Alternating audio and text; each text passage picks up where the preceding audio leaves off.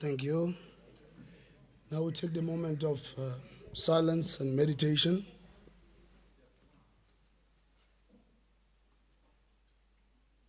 Thank you. We may be seated.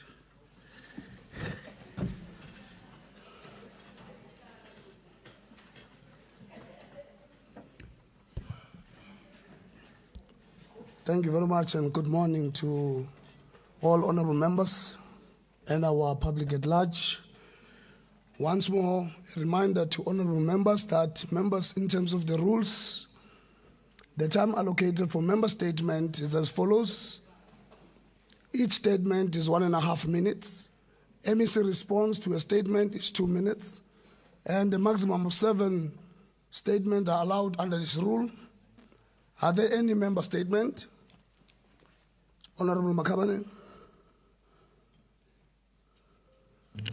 Thank you very much, Honorable Deputy Speaker. Honorable Deputy Speaker, on behalf of the African National Congress, we welcome and support the continued implementation of an inclusive framework that advances the rights, dignity, and participation of people living with disability in the province. Recently, the Department of Public Works, Roads and Transport hosted a landmark Persons with Disability Framework workshop, bringing together key stakeholders committed to advancing the meaningful inclusion of persons with disabilities within the expanded public works program. We believe that people living with disabilities are not objects, charity, but equal citizens who must enjoy full access of economic opportunities and participate in society.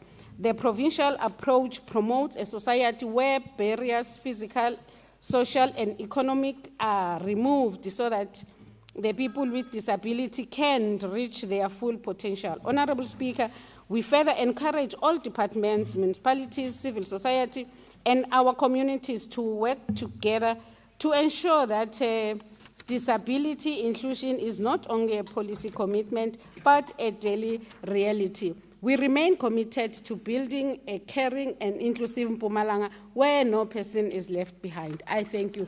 Thank you very much, Honorable Manzini.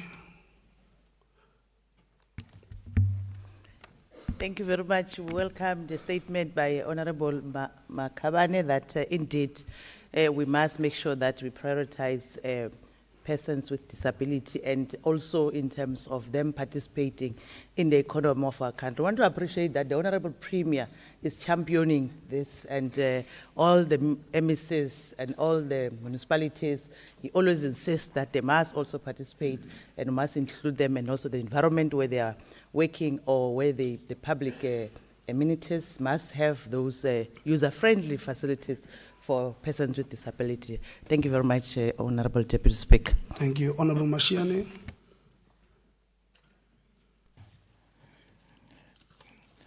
Morning, Honorable Speaker. Action SA wishes to express its strongest condemnation of the alleged intimidation of our Nkangala Secretary Nkananyana following his participation in a community march in Delmas on the 12th of June 2026. The march was organized in response to growing concerns regarding illegal immigration, law enforcement, and compliance with South African laws. It is therefore deeply concerning that Mr. Nkolanyana was allegedly threatened with a firearm on 14th of June by a businessman while carrying out his duties as a community leader. Honorable Speaker, no person should be subjected to threats, intimidation, or violence for exercising their democratic rights or advocating on behalf of their communities. Action SA welcomes the arrest of the suspect and notes that he remains in custody pending his next court appearance on the 23rd of June 2026. We call on the criminal justice system to ensure that this matter is dealt with swiftly and decisively. This incident further demonstrates the importance of Action SA's Spaza for Locals campaign, which seeks to ensure lawful business practices, proper regulatory compliance, and economic opportunities for South Africans. Honorable Speaker, Action SA stands firmly behind Mr. Nkolanyana and all community leaders who continue to advocate for safer communities, accountable governance, and enforcement of South African laws. Those who stand up for their communities must be protected, not threatened. I thank you. Honorable MEC Masia. Thank you very much, Deputy Speaker. We indeed welcome the member statement from Honorable Mashiane. We encourage, as the department, tolerance within our society. We are happy and excited that indeed the suspect who was perpetuating this intimidation was arrested. Then let's allow the law take its course. But generally, let us be tolerant to one another. A march, when someone is involved in a certain march, we need to accord him that respect as it is enshrined in our constitution. Thank you very much. Thank you. Honorable Scaledi. Thank you, Speaker. I rise to deliver a statement on behalf of the Democratic Alliance. Honorable Speaker, the Democratic Alliance rises today to register its deep concern at the proliferation of illicit firearms and the resulting gun violence that has become the grim soundtrack of life in too many communities across Mpumalanga. Over the recent past, guns have played a huge role in crime, killings, and domestic murders throughout the province. Notwithstanding that, it has proven to be a weapon of choice for many criminals, almost all with one common denominator: an illicit gun in the hand of someone who should have never had it in the first place. Honorable Speaker, this is not a theoretical statement. Families in places like Kanyamazane, Kwamhlanga, Masoi, Emalahleni, and Bushbuck Ridge are planning funerals instead of futures because the state is failing to, at the most basic test, to protect the lives of its citizens. While crime syndicates and gun runners operate with impunity, communities complain of police stations without vehicles, detectives drowning in dockets, and cases collapsing because of short investigations and poor firearm evidence management. We have SAPS armories and evidence stores that are not properly audited, illegal guns that mysteriously disappear from the state custody, and repeat offenders who are back on the streets before the victims are even buried by their loved ones. We therefore need to hear whether the MEC of DSSL has a plan with dealing with illicit firearms. Thank you, Speaker. Thank you. Let's continue, honorable members. Honorable Mkabela. Point of order, Speaker. Just a second. Honorable Mkabela. Yes, Honorable Scaledi. Honorable Speaker, we need a response from the MEC. My apology. Honorable Masia, I thought you have already responded. My apology. Yes. No, thank you very much. Indeed, once again, we welcome the member statement from Honorable Scaledi. Indeed, it's a challenge, the proliferation of guns. Hence, we have in our area the mining, Yosabi, Babaton, where we experience serious illegal mining from foreign nationals. So we have a challenge on that one. We are working very hard in making sure that indeed we extract those criminal elements within our society.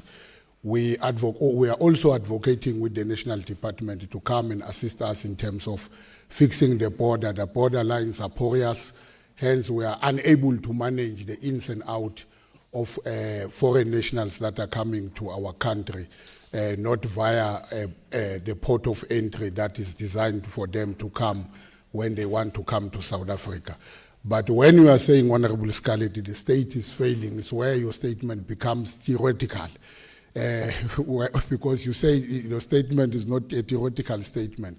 The state has the capacity to deal with those issues. Indeed, we are working very hard in that. Indeed, we work very hard in making sure that we resolve this matter so that our community will be free and where they live. Thank you very much. Thank you very much, Honorable Mkabela. Thank you very much, Honorable Deputy Speaker. I rise on behalf of the economic freedom fighters to strongly condemn the operation of illegal initiation schools following the rescue of 18 boys between the age of 14 and 17 from an unlawful initiation school in Forsman, Emalahleni. We welcome the swift interventions by law enforcement agencies.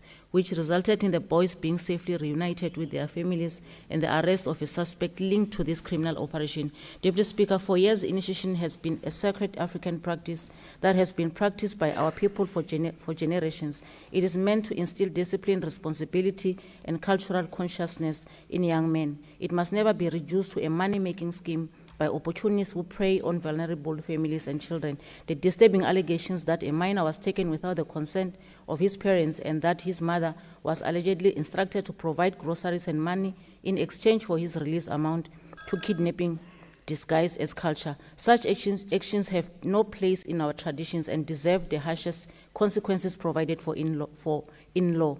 As we are currently in the winter initiation season, the EFF calls upon communities, traditional leaders, parents, and guardians to remain vigilant. Every year, particularly during winter, illegal initiation schools mushrooms across our province, exposing young boys to abuse, infections, permanent injuries, and even death.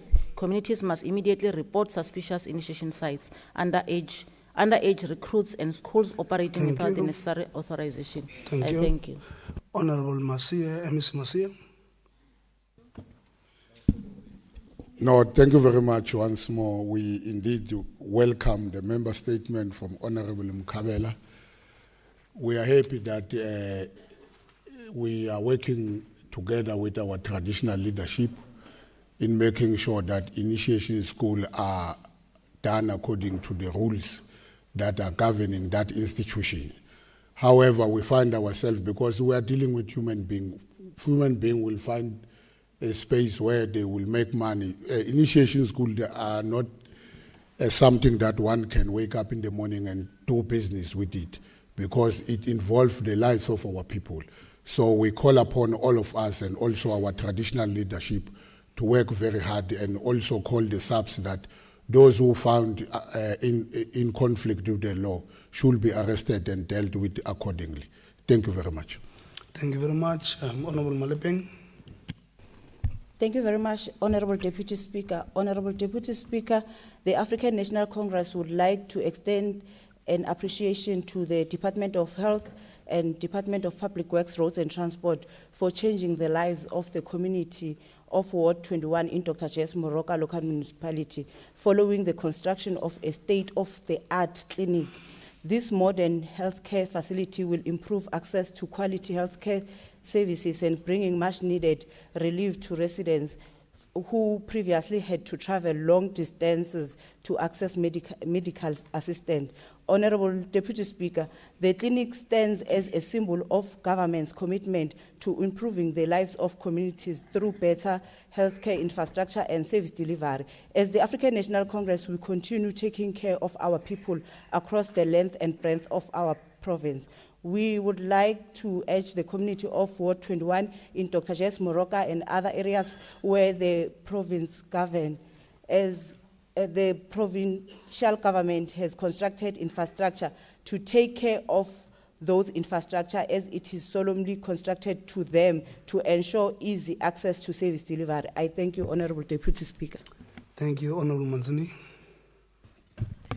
Thank you, Honorable Deputy Speaker. As we have tabled in this House in terms of the previous financial year, what is it that we are going to do as a department? We really appreciate that now Honorable Member bear testimony that when we table that this is what we are going to do to improve access to healthcare services to our people, and also to restore dignity to infrastructure that our workers, we believe that they deserve, and also because we have placed primary healthcare as center of treatment and prevention as far as our people living long. So we really appreciate the statement, and we'll continue to implement what we have tabled here to say we are going to implement and make sure that our people get the quality healthcare services that we have promised them. Thank you, Honorable Deputy Speaker. Thank you. Yes, Honorable Weber. Thank you, Honorable Deputy Speaker. I rise on behalf of the Democratic Alliance to deliver a member statement through you, Deputy Speaker, MEC Mashilo.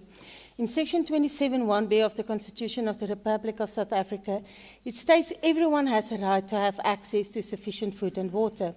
Water is a basic human right. In Botleng, Victor Kanye, it's been 6 months since the taps ran dry. The residents have no access to water. One regularly found Gogos and the small Anyana children walking with wheelbarrows and water buckets searching for water. This is not dignity. Water is needed to bath, to wash clothes, to cook and to drink. It surely cannot be expected that residents of Mpumalanga must live like this, begging, searching desperately for where their next barrel of water will come from. How is this acceptable? Water is life. The mine drilled 9 boreholes in extension 3, 4, 5, 6, and 7. They did not cover the whole area of Botleng. In some places there are JoJo tanks, but in Ward 5 now, as we speak, the JoJo tank has been empty for more than a week, and the municipality has not sent any water tanks to fill the JoJo tanks. How must the people of Botleng live and survive? Their dignity is gone. Honourable Mashilo, can you please intervene urgently and give attention to the people of Victor Kanye? It is inhumane that people must beg and search for a basic human right, namely water. I thank you. Thank you. Honourable Manzini.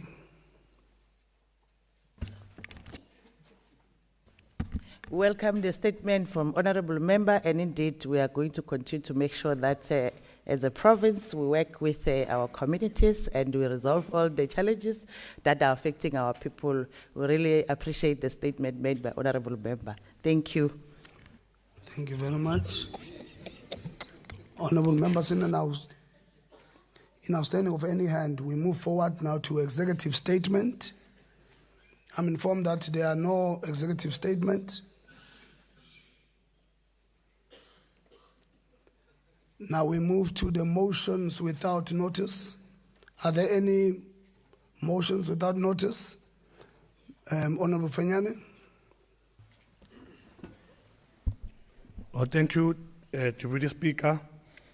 Deputy Speaker, recently the MK Party had its June 16 commemoration program right here in Emelo. But, Honourable Speaker, instead of celebrating in a stadium that honors our future, our young people ended up in a substandard ground with dust, no grass, no proper facilities, no change rooms. Honourable Speaker, that image broke my heart. The youth of 1976 fought with stones and died for freedom. The youth of 2026 were forced to commemorate freedom on a broken ground. This is not an accident, but it is a neglect. Both District Mayor of Gert Sibande and the local Mayor of Msukuliku have abandoned their responsibilities to develop sports and recreational facilities for young people. Honourable Speaker, what message does that send? That young people does not matter, that recreation is a luxury, that our children must celebrate Youth Month by running our own gravel while politicians sit on air-conditioned council chambers. Sports keep young people out of drugs and crime. Recreational facilities are not a nice to have, but they are a lifeline. Yet in Emelo, our fields are collapsing, our nets are torn, our lights don't work, while both mayors talk about youth development in speeches. On the ground, there is nothing to develop. As the MK Party, we want both executive mayors to explain to this House why, after 30 years of democracy, Emelo youth still have no world-class sports facilities. Honourable Speaker, you cannot claim to honor the youth of 1976 while forcing the youth of 2026 to play on a broken field. The executive mayor must be held to account. Our children deserve stadiums, not shame. I so move. The question before the House is whether we agree to adopt the motion. Agreed. Agreed. There's a no. The motion falls off. Thank you. Honourable Koza. Angibonge somlomo lohloniphekile. Sekela somlomo sinhlangano lebusako iAfrican National Congress. Sindlulisa emavi ekuvelana nemindeni lelahlekelwe malunga ayo ngemuva kokuthi imoto lebebahamba ngayo ikhalakathele emfuleni imgwenye. Sekela somlomo Viko Godfrey, Tinswalo Khoza naZenande Chilwane balahlekelwe impilo tabo engotini leyendeke emhla tingotsa kulenyanga lesetulu. Ngelilanga lengoti kwatfolakala tithumbu letimbili taViko naTinswalo. SaZenande size satfolakala mhla ka-16 kuyo lenyanga emva kwekuthungathwa kusukela kwendeka lengoti. Sekela somlomo lenhlekelele yendeka ngenyanga yekubungata lusha eNingizimu Afrika. Kanzi bonke labasishile emhlabeni balusha. Sithi sinhlangano yeAfrican National Congress ivelana nalemindeni sithi ayithututeke kwangathi imphefumulo yebantwa bethu ingalala ngekuthula. Ngiyabonga sekela somlomo. The question before the House is whether we agree to adopt a motion. Agreed. So agreed. Honorable Ndlovu.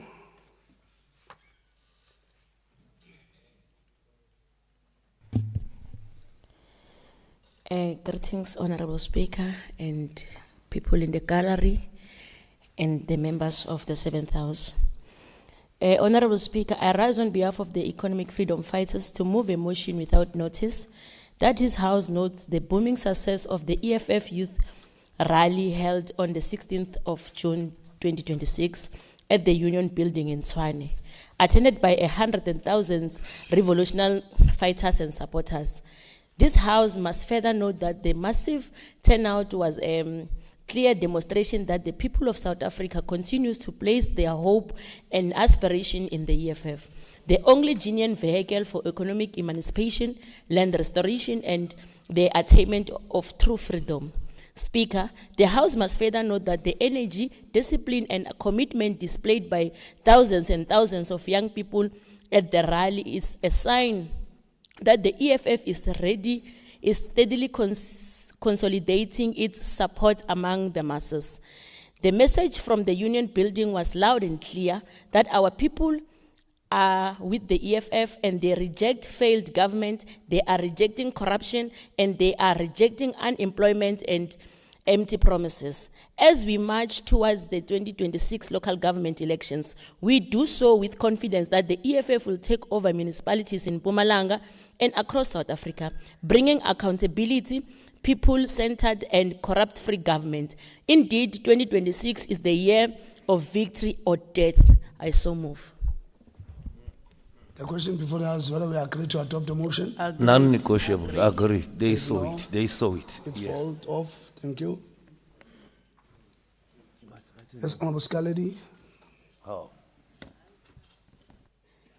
Thank you, Speaker. I rise to deliver a motion without notice on behalf of the Democratic Alliance. Honorable Speaker, this motion seeks to declare the influx of illicit firearms and escalating gun violence in Mpumalanga as a matter of urgent provincial importance, and to direct the Department of Community Safety, Security and Liaison to implement a focused, measurable response. Gun violence in our province is driven by illicit firearms circulating through porous borders, insufficient armory management, and insufficient evidence control, undermining public safety, local economies, and the constitutional right for residents to life, dignity, and security of the person. Honorable Speaker, I therefore move that this House resolves that the Mpumalanga Provincial Legislature declares the proliferation of illicit firearms and the associated rise in gun-related crime a matter of provincial importance and a key priority over its oversight over the Department of Community Safety, Security and Liaison. That the MEC for Community Safety, Security and Liaison should consider the following in order to assist in alleviating illicit firearms: a push for a clear annual and quarterly targets for tracing, recovery and destruction of illegal firearms in each policing district, a province-wide audit and cleanup of SEPs and municipal armories, and firearm storage facilities, including timeframes of disposing of obsolete and exhibit firearms, and a schedule of continuous targeted firearm amnesty and public awareness campaigns in identified hotspots in partnership with municipalities, CPFs, and civil society. That the Department of Community Safety, Security and Liaison include the following into its quarterly reports to the portfolio of DCSR: the number of illegal firearms seized and destroyed, the number of firearm-related dockets finalized, prosecutions enrolled, and convictions secured, as reported by the GCPS cluster. Honorable Speaker, this motion is about turning a crisis facing the province into an implementable program of action for the Department of Community Safety, Security and Liaison. I so move. The question before the House is whether we agree to adopt the motion. Agreed. Agreed. Honorable Mwela.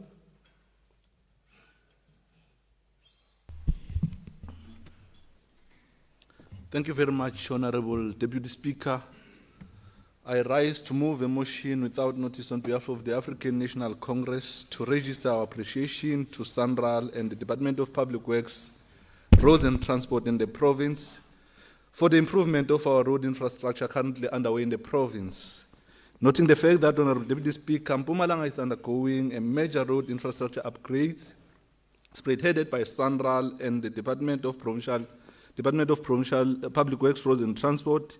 Key projects therefore include expanding the R57 Moloto Road N4 Skumanskloof, joining the Crocodile Gorge N4 between Ganyamazane and Matsulu, N4 hectospray to Kumarti Port, D2296 Carino to Tegwane South, and executing heavy maintenance surfacing N17 from Oshuk to border Christmasmere, and of course your R540 Belfast to Dalstroom. Honorable Speaker, or Deputy Speaker rather, all these major roads infrastructure improvements are to ease commuting in townships, towns, and our national roads. I therefore move that this House join the African National Congress in advocating for the improvement and investment in our road infrastructure. We are a tourist destination as a province where international visitors like to explore the beauty of our province. I so move, Honorable Madam Deputy Speaker. Oh, Deputy Speaker, sorry. Thank you very much, young man. The question before us is whether we agree to adopt the motion. Agreed. No. No. Not agreed. We're moving on. Honorable Mtsweni Pungane.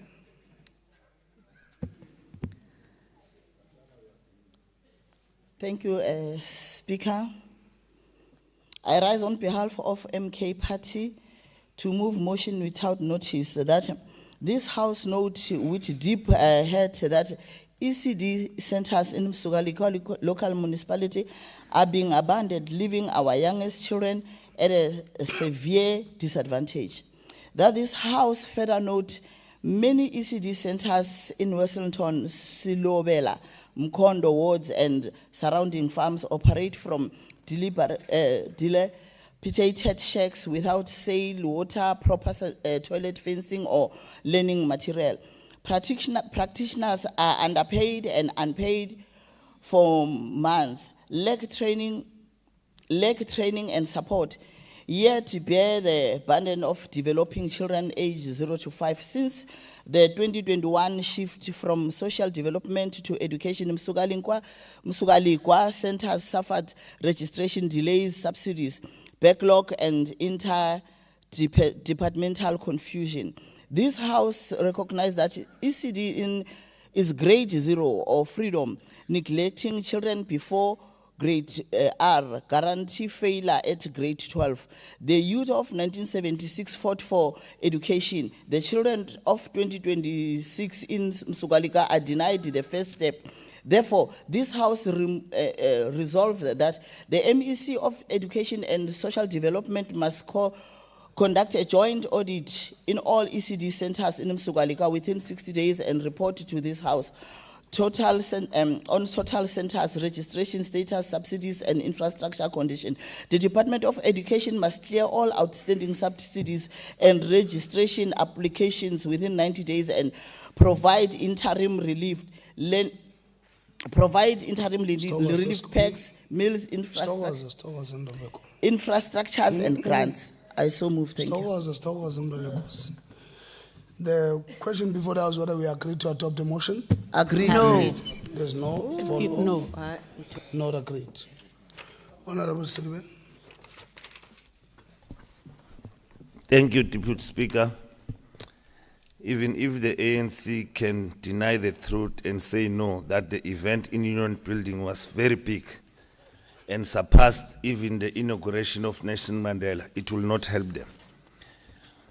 I rise on behalf of the EFF to congratulate the organization for receiving over 700 new members from the ANC, MKP, IFP, Africa Maibuye in Tabachew, Liroro Community Hall on the 16th of June. Majority of these new members are from the ANC, are from the ailing, one big elephant, the ANC. I so move. Honorable Speaker. The question before the House whether we agree to adopt the motion. Agreed. No, motion not agreed. Icon. That concludes our notice of that motion. Honourable members who are moving forward to notices of motion, is there any notices of motion? None. We are moving forward, honourable members. Formal motion. Thank you. I now invite the secretary to read the first order of the day. Order number 1, Policy and Budget Speech on Vote 9, Department of Community Safety, Security and Liaison. I now call upon the MEC for Community Safety and Security and Liaison, Honorable Chekima Sia, to deliver the policy budget speech.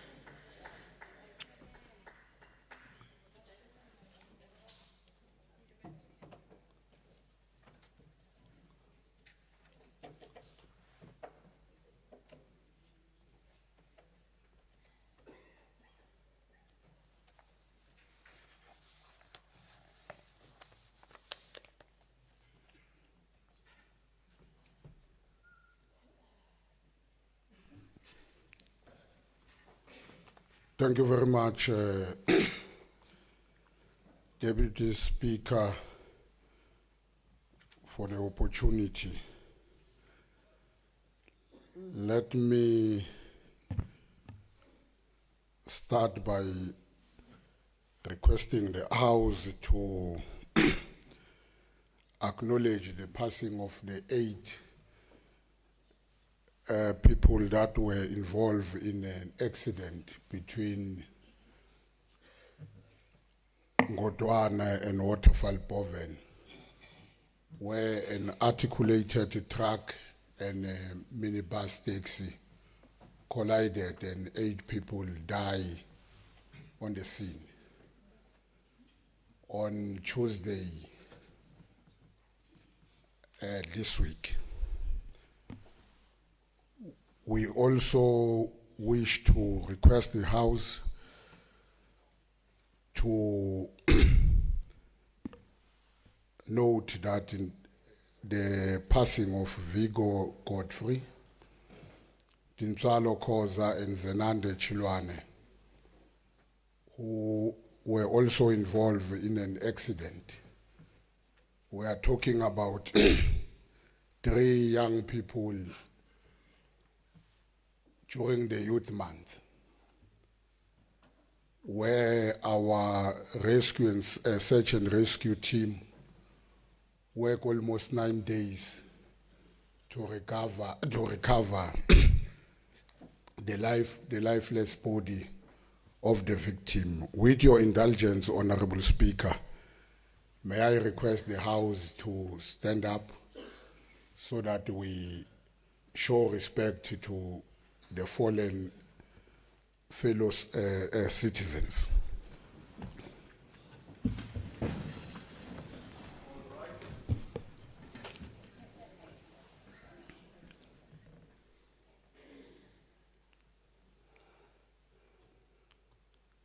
Thank you very much. May their soul rest in peace.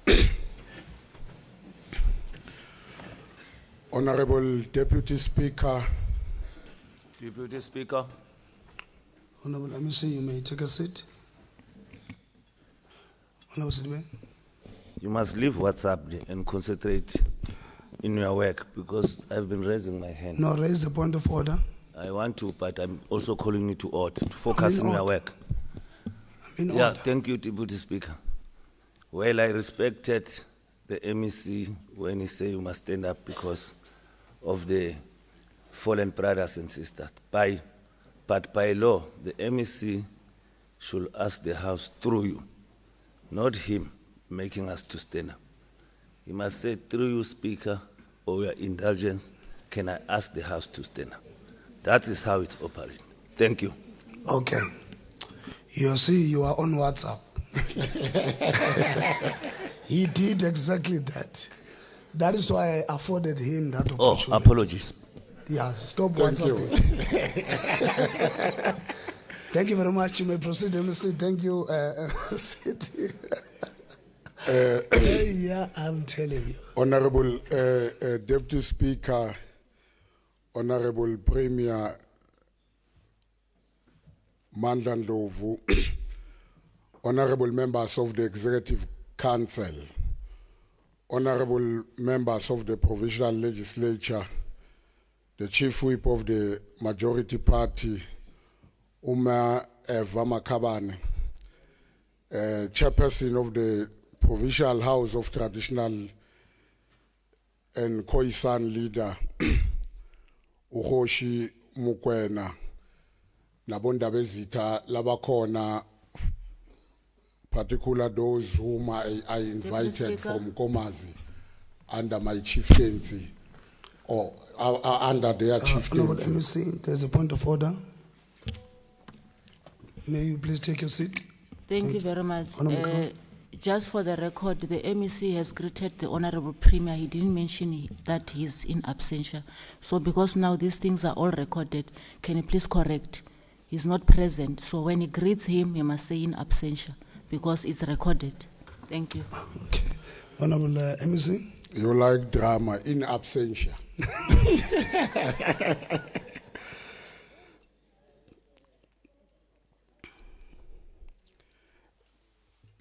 The esteemed traditional leaders, as I've mentioned, Ingosi Ngomane and Ingosi MM Shongwe, chairperson and members of the Portfolio Committee of Community Safety, Security and Licensing, Honorable Muneni, Director General in the Premier's Office in absentia, Uma Uskosane, Head of the Department of Community Safety, Security and Licensing,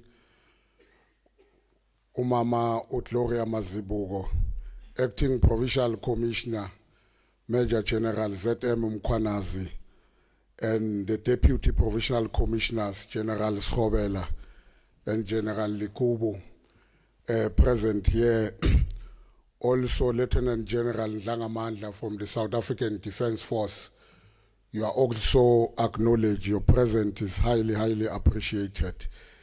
District commissioners and heads of provincial components, public safety councillors from various municipalities, leadership of political parties present here.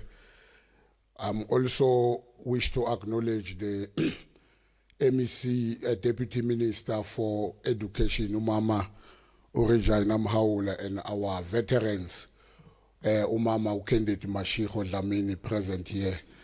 Thank you very much.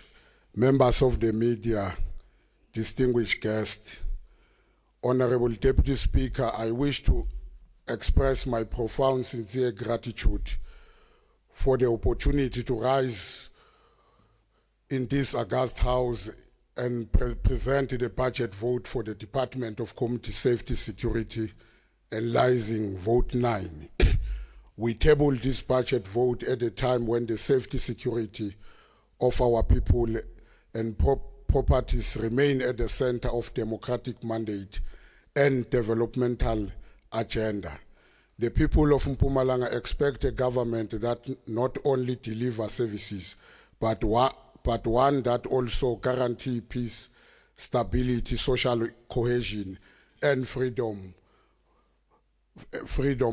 from crime. It is against this background that we present today our plan, priorities, and resources allocated at aim strengthening the public safety and improving the quality of life of all citizens in our province. This budget vote outlined the strategic intervention programs and partnership that the department will pursue during the financial year to advance community safety, enhance oversight over law enforcement agents, mobilize community against crime, and support a safer environment in which economic growth and social development and human dignity can flourish. Through this budget, we reaffirm our commitment to build a safer and more secure reliant Mpumalanga for all. This year, South Africa marks a historic milestone as we commemorate the 50th anniversary of June 16, 1976 uprising. 5 decades ago, young people of our country confronted one of the most brutal system of oppression in human history. Armed with courage, conviction, and unshakable belief in freedom, they challenged the apartheid altar at the altar of the course of our nation's history. The sacrifice of Hector Peterson, Tsietsi Mashinini, and thousands of young activists across the country were not simply acts of resistance against an injustice education system. They represent a broader struggle for dignity, equality, safety, freedom, and human development. The democratic South Africa we enjoy today stands on the shoulder of these brave young people. As we commemorate this important anniversary, we are reminded that every generation has a historic responsibility. The youth of 1976 fought against political oppression. Our generation must fight against crime, drug violence, gangsterism, gender-based violence, illegal firearm, cybercrime, and all social ill that threaten the future of our young people. The Department of Community Safety, Security and Liaison occupy a strategic position in this struggle. Today, we remain firmly committed to protecting the future of which the youth of 1976 sacrificed so much. Through our school safety program, social crime prevention initiative, road safety campaign, and oversight policy service, we seek to create a safer space where young people can learn, develop, and realize their full potential. It is for this reason that during the month of May, under the leadership of Premier Honorable Mandla Ndlovu, the province convened a provisional school safety in Daba. The outcome of that gathering reaffirmed our collective commitment that school must remain center of learning, not become crime scene. The future of Mpumalanga depends on our ability to protect our learners, educators, and educational institutions from criminal elements who seek to destroy the hope of our youth. Honorable Deputy Speaker, this year also marks a 71 years since the adoption of Freedom Charter in 1955 clipped down. The Freedom Charter remained the foundational vision of the democratic South Africa. It articulated the aspiration of millions of oppressed South African and laid the foundation for the constitution of the Republic of South Africa. When the Freedom Charter declared that people shall govern, there shall be peace and friendship, the door of learning and culture shall be open, and there shall be houses, security and comfort. It was outlining a society where every citizen will enjoy freedom from fear, violence, and insecurity. The strategic mandate of the Department of Community Safety, Security and Liaison find direct expression in this historic vision. Our work is fundamentally about ensuring that the people of Mpumalanga enjoy security and comfort. It is about creating conditions in which community can live peacefully, business can invest confidently, learners can pursue education safely, and government can deliver services without disruption. The Freedom Charter envisages a society where state institutions serve the people and are accountable to the people. Through civilian oversight of police, community participation in crime prevention, strengthening partnership between communities and law enforcement agencies, we continue to advance the vision. Our institutional democracy cannot thrive where communities live under threat of criminalities. Equally, economic growth, social development cannot flourish where people live in fear.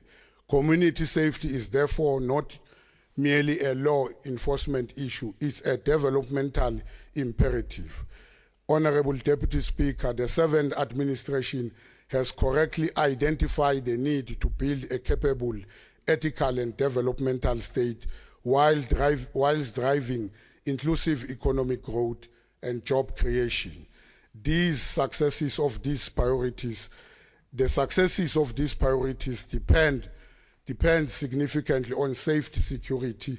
Investors do not invest in unsafe environment. Tourists do not visit unsafe destination. Community cannot prosper while criminal syndicate operate with impunity. The department therefore continue to position safety and as an enabler of development through coordinated intervention with SABS, municipality, traditional leaders, community policing forum, community safety forum, and various stakeholders. We are strengthening the resilience of community against criminal activity.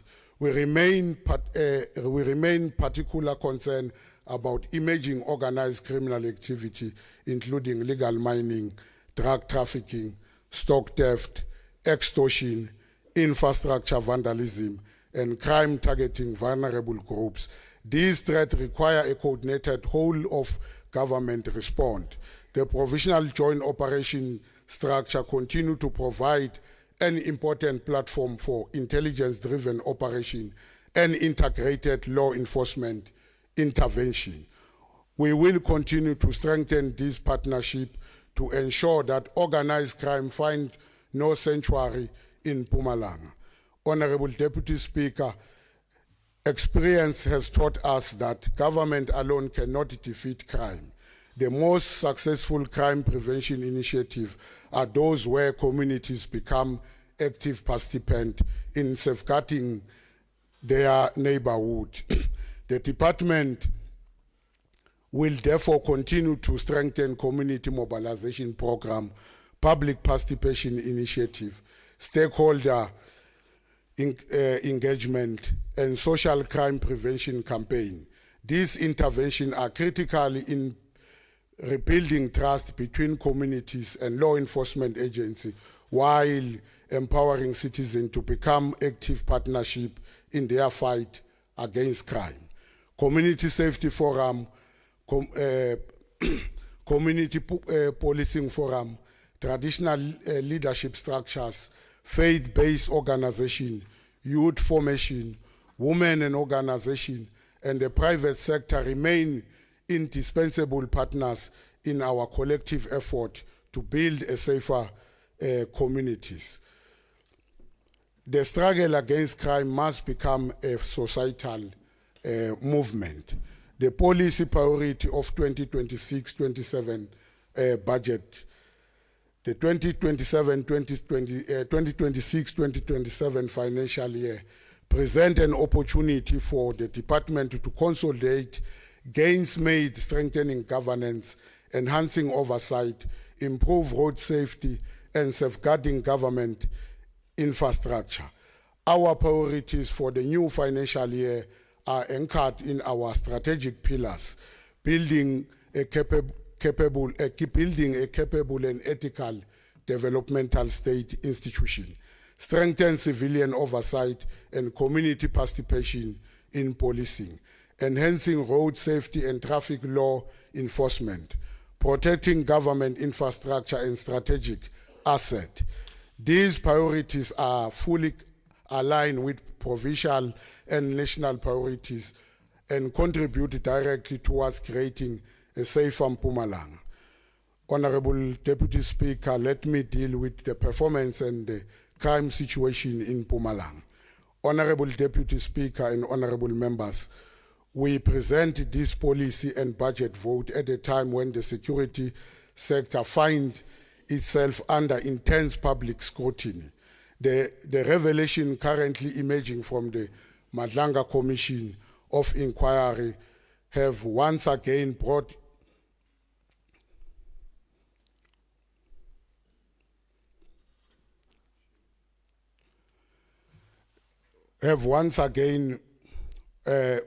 brought serious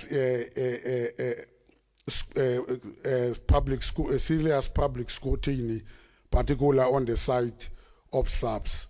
The leadership and provisional conduct institution integrate within the law enforcement environment.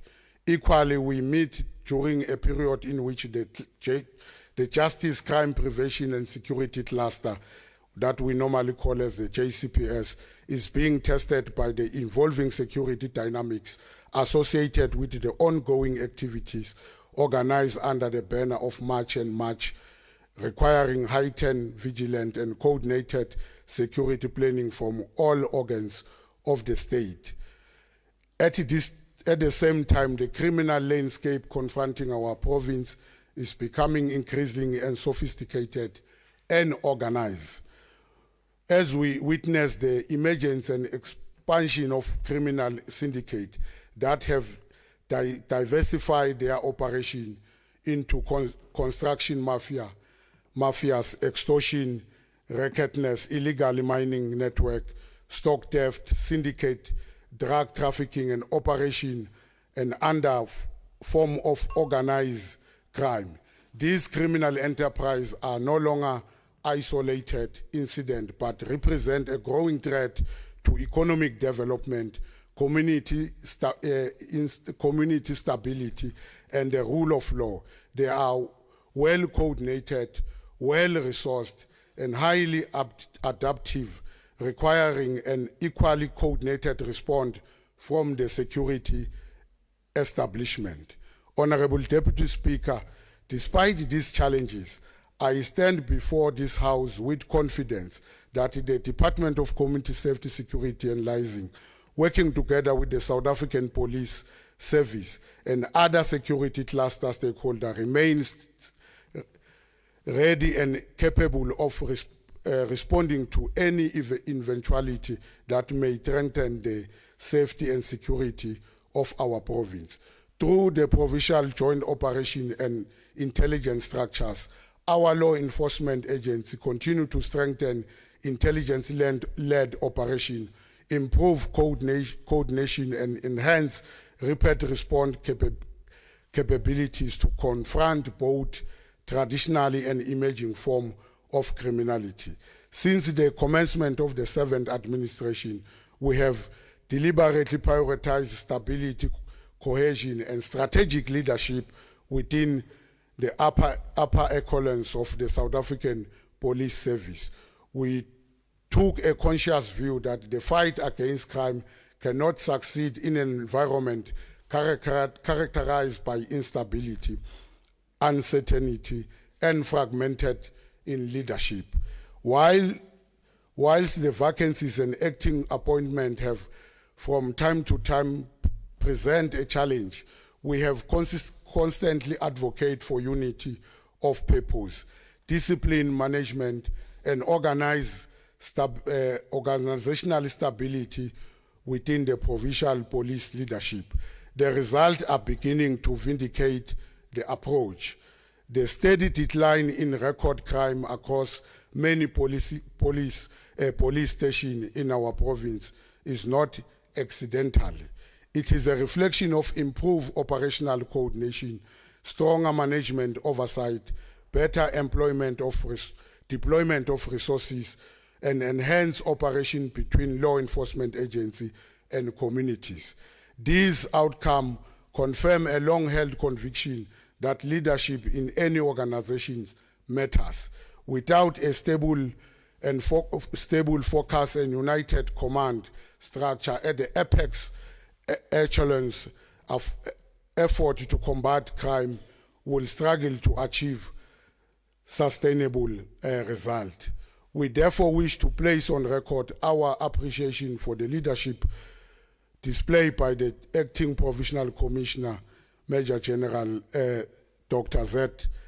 Mkwanazi, and the entire Provincial Management Collective the unity and discipline commitment have contributed significantly towards stabilizing an organization that strengthened public confidence in police. While much work still lies ahead, the current trajectory demonstrates that Mpumalanga is moving in the right direction in its quest to build a safer and more secure province in Mpumalanga. As Dali Lana Siabop, Honorable Deputy Speaker, our message is clear. Crime is declining in many areas, not because criminals have become less determined, but because the state has become more focused, more coordinated, and more deliberate in its response. We shall therefore continue to strengthen leadership, enhance operational capacity, and deepen collaboration across the security cluster so that the people of Mpumalanga may enjoy the peace, security, and comfort envisaged by the Constitution and also the Freedom Charter. Honorable Deputy Speaker, despite these many challenges confronting the South African Police Service, including shortages of personnel, vehicle, and other critical resources require effective combat crime, there remain dedicated men and women in blue to continue to serve our community with exceptional courage and commitment, selflessness. Their daily sacrifice remind us that policing is not merely a profession, but a calling in service of humanity. Honorable Deputy Speakers, seated in this gallery today,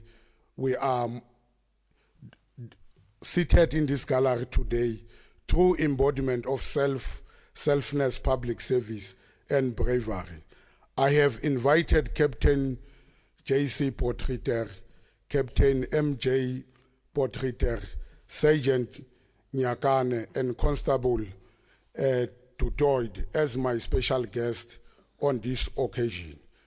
Honorable Deputy Speaker, with your indulgence, Honorable Sedibe, may I respectfully request them to rise and be recognized by this august House for their exemplary conduct and courage during the successful search and recovery operation at the Crocodile River in Komati Port, an operation that demonstrated the very best of what our law enforcement officers represent. Captain Potgieter led a highly complex and successful search and rescue operation in the Crocodile River near Komati Port, following the disappearance of a well-known businessman who had been missing for several days. In the course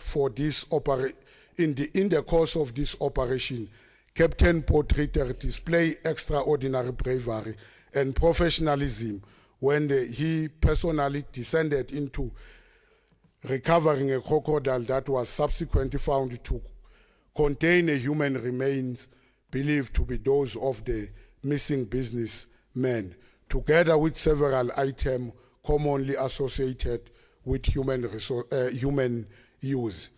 Niyakhumbula mzimane ibonile bekunethi manqapsi lapha esuswini salengwenya lokusho ukuthi beyibhizi vele ngokudilana nathi lengwenya leyo.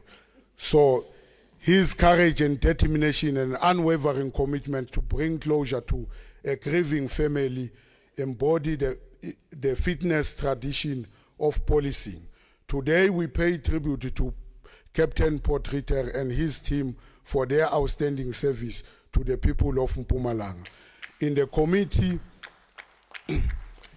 committee he served, in the community we serve, he has earned the affectionately title Usbalu Wetumo, a fitting and recognition for a police officer whose dedication and bravery made him through a servant of the people. May you take a seat? Thank you, Deputy Speaker. I think our ANC colleagues are asleep, and sleeping at work is a grave crime. You can't not clap hands for such a police who have done a good work and just keep working. Honorable Can Speaker. you ask them to wake up and clap hands? you They may must take- listen. Yeah, you may take your seat. They are equally busy Yeah, with take- WhatsApp as you. Take a seat. Take a seat. Okay. Honorable members. Honorable members, no, that's not a point of order. The MECs still have not concluded. Yes. And now that indicates a second WhatsApp notice to you. Thank you. You may proceed, MEC. Thank you very much, Honorable Deputy Speaker, for a commercial break. This is the very same team that for almost 10 days braved the dangers of the Umkwenya River near Gamakoko, working tirelessly in an environment inhabited by crocodiles and hippos in search for a missing young boy who was ultimately found. Those whom we recognize before I presented the budget. He was at the center of making sure that we retrieve this body of this young one that were missing. Their unwavering commitment to duty, even under the most perilous condition, reflect the courage, sacrifice, and humanity that define the fitness tradition of police. As we acknowledge their remarkable effort, we also pose to extend our heartfelt condolences and words of comfort to the family of the young boy, as well as the families of the two deceased persons whose remains were recovered during the operation. With your indulgence, Honorable Speaker, may I request Captain Potgieter and his better half to stand up, and the entire team, so that the House will recognize them and appreciate while they are still alive. Ungazophinde MEC.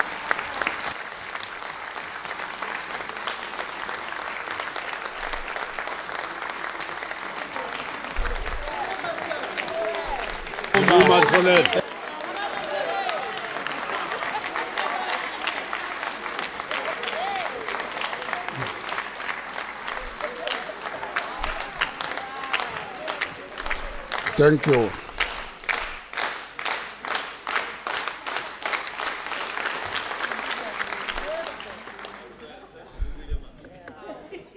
you. Thank you. Uma nimbona nihlangana naye nithi sibali. Uzobuyibambe kahle lapho. Thank you very much, Captain Potgieter. Uhamba nomama wakhe ekhaya.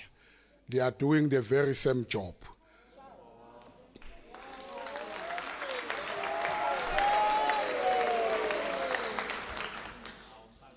Honorable Speaker and honorable members, before I pass from this one, I want to also conscientize and inform the House that there are only 4 in the province that they are doing this kind of work. So it means we need to recruit more. The 2, they are understudy to Captain Potgieter, uDitoit, nomunye futhi umngani wakhe uDitoit, basafundiswa lapha. So if it might happen ukuthi kwenzeke something that we don't want, it means we will be in the crisis.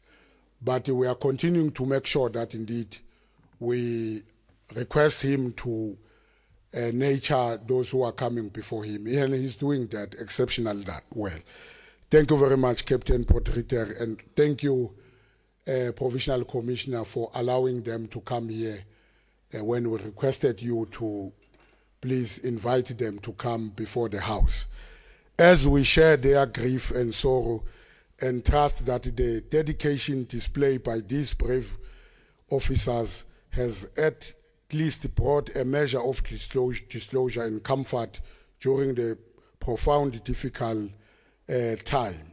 Honorable Deputy Speaker, Policing is a profession that often demands an extraordinary sacrifice, yet receive far less recognition that it deserves. Every day, thousands of police officers, traffic law enforcement officers, and other members of our security service place themselves in harm's way to protect our communities and uphold the rule of law and safeguard our democracy. Their acts of courage and dedication frequently go unnoticed, despite this profound impact they have on their life for our people. Captain Potgieter stands before this House not only as an individual deserving of recognition, but as a symbol of the countless men and women in uniform who serve our province with honor, professionalism, and unwavering commitment. He represents the very best of our law enforcement communities. As the political head of this portfolio, I am immensely proud to lead a cohort of dedicated officers such as Captain Potgieter and his colleague, whose selfless service continue to inspire confidence that our province remain capable and committed head. Performance during the 2025-2026 plan for 2026 and 2027, Honorable Deputy Speaker. Program 1, that is administration. Program 1 remained the engine room for the department, and it's central to the realization of the 7 administration priorities of building a capable and ethical developmental state. As a government, we are actually aware that no institution can effectively deliver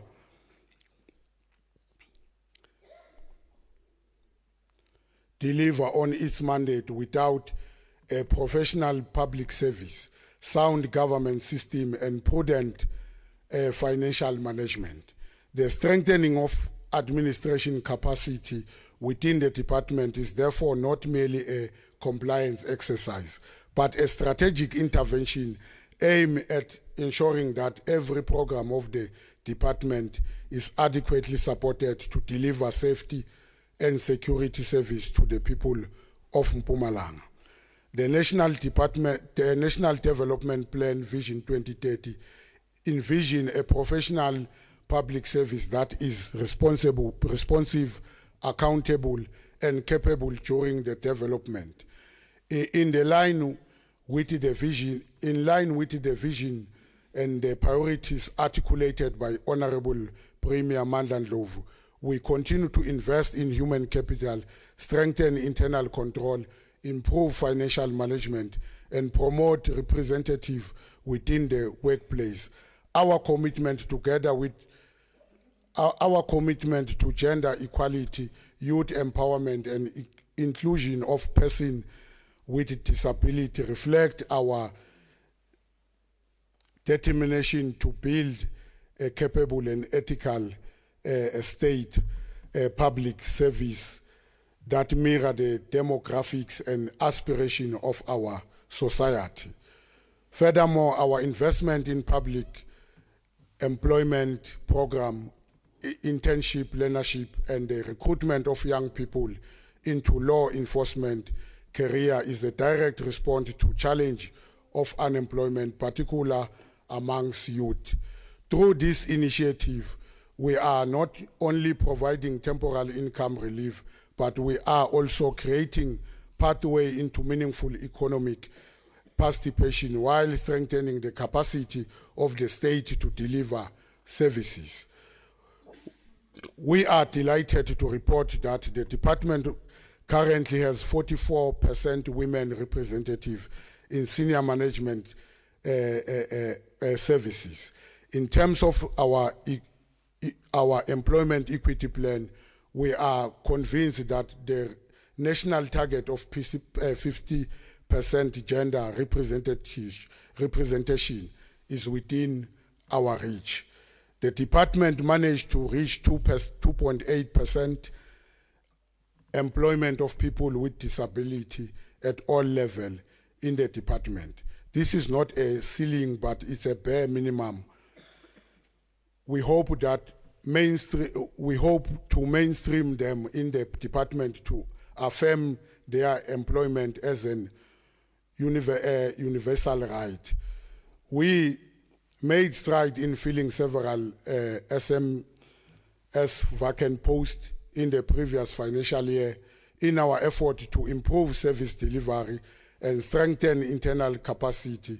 The following SMS posts were filled: the Chief Director,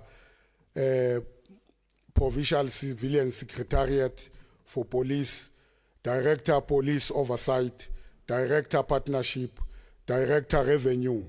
During the same period, 2 directors were transferred from the Department of Cooperative Governance, Human Settlement and Traditional Affairs.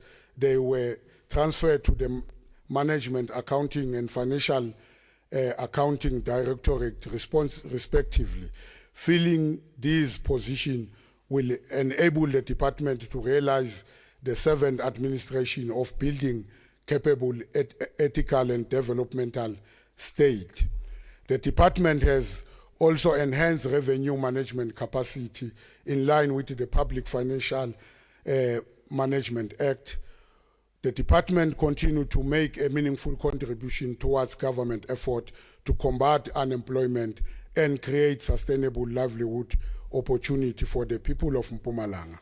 Through the public employment program, the department appointed 1,629 temporary workers who were deployed across various community safety initiatives as an income relief beneficiaries. These opportunities included the appointment of approximately 1.2 crime prevention warden and 29 tourism safety monitors, 429 tourism safety monitors. In line with the evolving safety and security needs of the province, the crime prevention warden have since been transferred into traffic warden and gender-based violence and femicide brigade, thereby strengthening our capacity to address critical community safety priorities. Honorable Deputy Speaker, beyond providing temporary employment opportunity, the department remains committed to empower beneficiaries through skills development and workplace experience program designed to enhance their long-term employment capabilities. Through internship, learnership and structures training intervention, we continue to invest in building a skills and capable workforce that can actively participate in the economy beyond the lifespan of this program. Furthermore, the department appointed 102 provincial inspectors during the 2025-2026 financial year to strengthen law enforcement and road safety operation across the province. We further bolster our enforcement capacity, and additionally 105 provincial inspectors will be appointed during this current financial year upon successful completion of the 12-month training program at the Mpumalanga Traffic College. This investment reflects our commitment to build a professional, discipline, and adequate resource law enforcement capacity capable of responding to the growing safety and security demands of our province. We are also happy to announce that this year we will recruit another 105 young people into the same traffic learnership program, that they will also be appointed as the provincial inspector in January 2027 once they complete the program.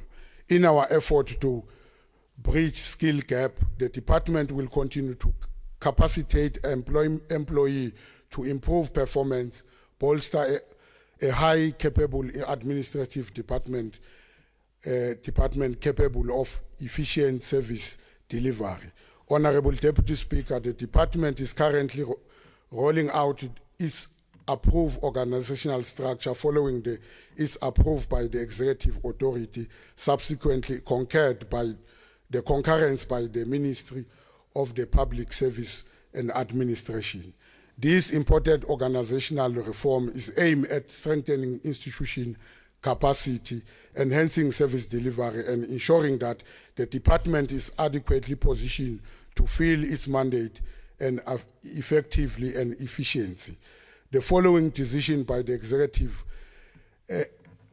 Council: all provincial government departments must establish internal audit unit as part of strengthening the compliance environment. As part of our commitment to strengthen governance, accountability, and oversight within department, we have successfully established the internal audit unit and incorporated into the new organizational structure to provide leadership and strategic direction to this critical function. A director for internal audit was transferred to the department with effect from 1 May 2026. Furthermore, the remaining posts required to fully capacitate the unit have already been advertised. Once filled, this position will enable to the department to enhance internal control, improve compliance, and strengthen its overall governance framework. Honorable Deputy Speaker, we are confident that the establishment and capacitation of the internal audit unit will make a significant contribution towards strengthening government and improve compliance and enhancing the effectiveness of internal control within the department. These interventions are expected to improve our audit performance and place the department on the path towards attaining the sustaining a clean audit outcome. The department remains committed to the implementation of the recommendation emanating from both Audit Committee and Risk Ethic Committee. We regard this oversight structure as a critical partners in our pursuit of a sound governance, accountability, and institutional excellence. Honorable Deputy Speaker, in an area of revenue management, and the department continue to demonstrate commendable performance and sound financial stewardship. During the 2025-2026 financial year, the department projected a revenue collection of 1.7 billion, yet exceeded its target by collecting an additional 100 million. This remarkable overachievement is a clear indication that the department commitment to effective revenue management, improve operational efficiencies, and the responsible administration of public resources. Such achievement deserve recognition as it reflects the dedication of our officials and the successes of the measures implemented through strengthening revenue collection. More importantly, it demonstrates our collective commitment to ensure that public resources are managed prudently and utilized in a manner that advance service delivery and benefit the people of Mpumalanga.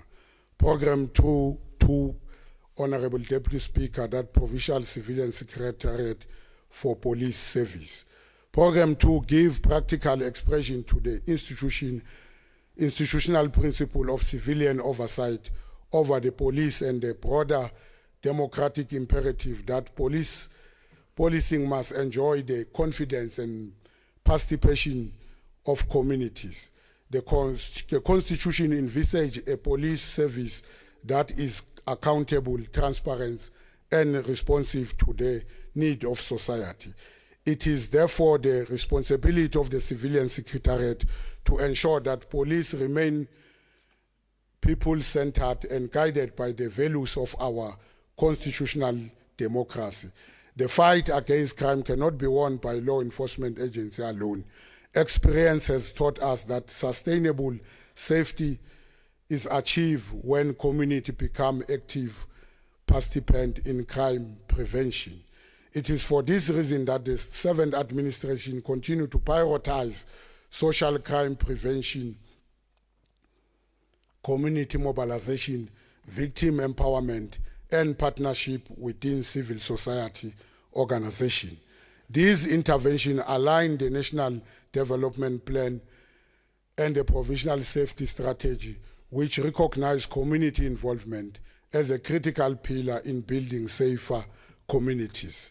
At a time when society is confronted by complex challenges such as GP, gender-based violence, and femicide, substance abuse, organized crime, illegal mining, stock theft, and exploitation of vulnerable groups, strengthening public participation and oversight mechanism become more important than ever. Our work under this program seeks to deepen trust between communities and the police while ensuring that the right and dignity of victims remain protected. During the 2025-2026 financial year, the department implemented a range of programs that intervention aim at strengthening community participation in the fight against crime, enhancing public confidence in safe intervention, including community mobilization, stakeholder engagement program, and participation in high-density law enforcement operations such as Operation Chanela, the overall Friday program, undertaking the collaboration within the South African Police Service and other members of the Justice, Crime Prevention, Security Cluster. The department also intensifies social crime prevention initiative that education campaign aimed at promoting safer communities. Through this effort, we successfully conducted 3 public participation programs and facilitated 45 educational awareness campaigns, implementing our integrated crime prevention initiative, and produced 4 monitoring reports on the implementation of the 365 days program of action against violence towards women and children.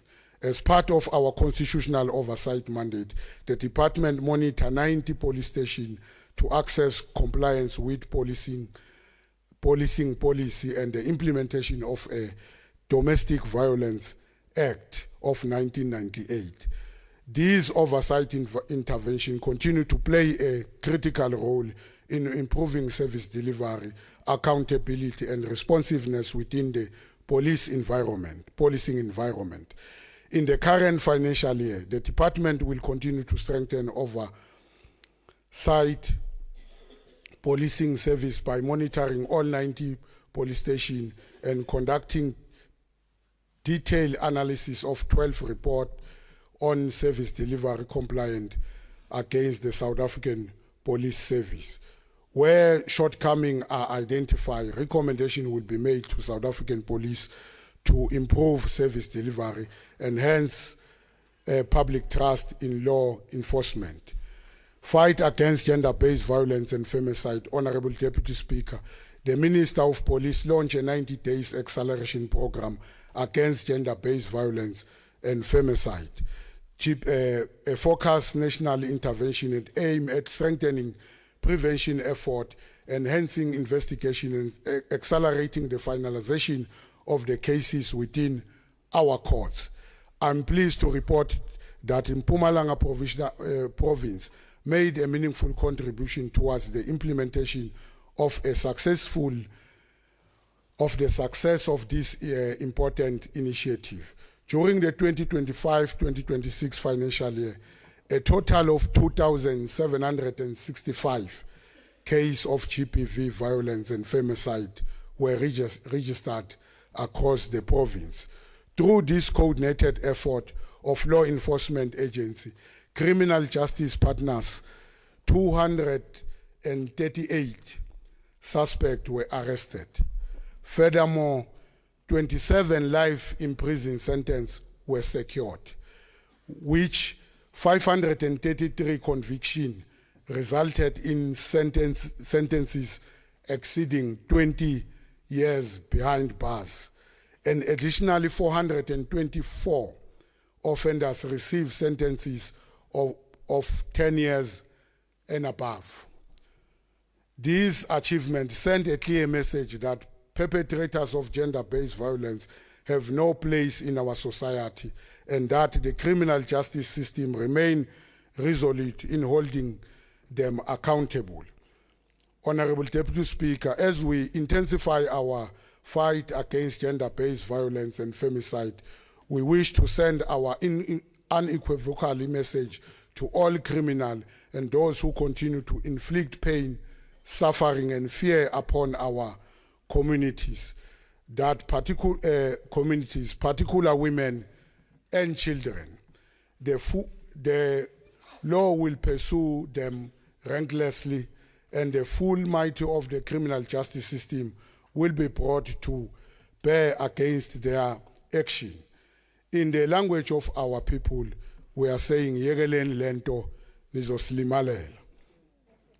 This is not merely a slogan, it's a firm warning that the era of impunity is coming to an end. Those who choose a life of criminal must know that law enforcement agencies are increasingly coordinated, community are becoming more vigilant, and government remain resolute in its effort to protect the innocent in bringing perpetrators Honorable to MEC, justice. may you take your seat. There's a point of order. Honorable Governor. I think my life is in danger. Honorable Moela is saying it's gonna beat me.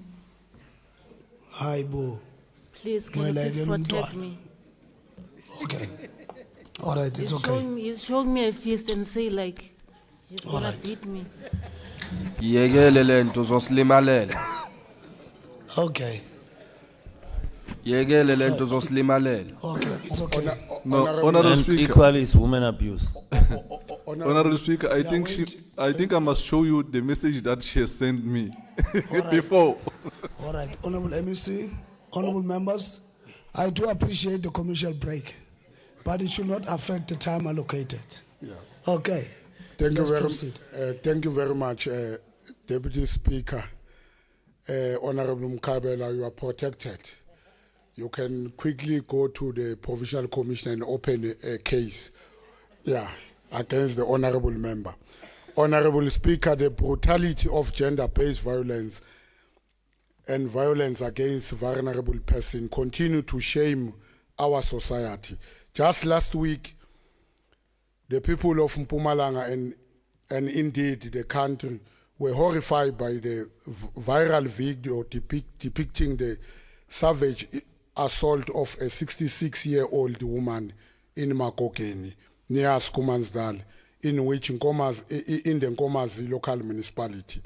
Acting swiftly, members of the South African Police Service traced the victim, ensure that she received medical assistance, and launch an immediate investigation.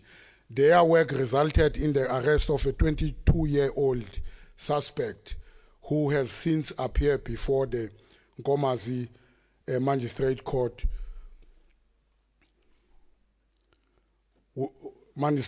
where the charge was he was charged, and the charge was escalated from assault with intent to cause grievous body harm and to an attempted murder. Lo mfana lona ugogo wakhe amshayela ukuthi uthatha imali, lo mfana utshontshe imali yagogo wakhe empension. Then ugogo wakhe, upon realizing ukuthi his money is missing, uye womfuna le tavern ukuthi ufuna le mali, wamshaya lo mfana le tavern. Mercilessly so. We are happy that we have dealt with this matter because it falls under the GPV. The accused remain in custody as the investigation continue. The incident must serve as a stern warning to all perpetrators of violence against women, children, and elderly, and other vulnerable groups.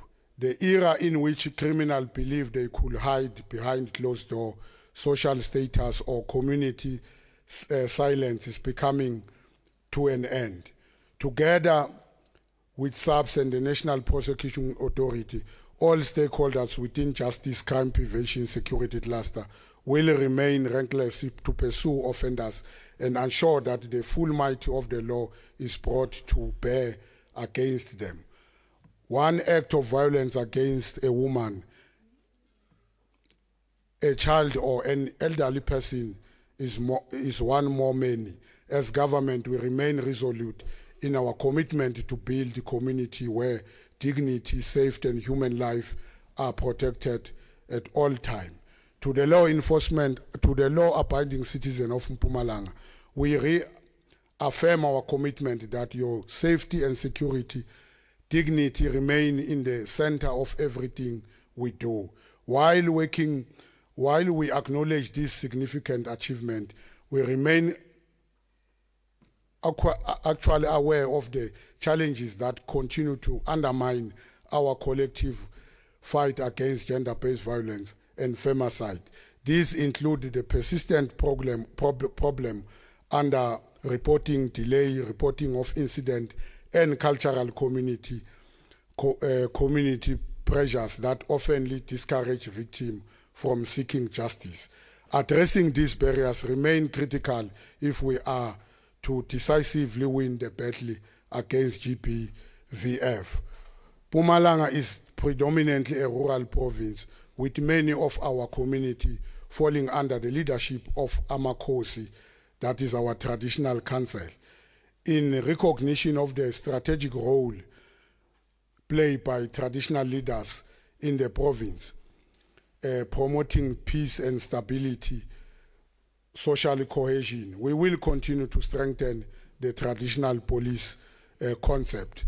We have already launched the traditional police concept with the leadership. We want to thank the leadership of Undabezita Umukwena that is leading us in making sure that we collaborate together and make sure that we protect the space of our traditional leadership.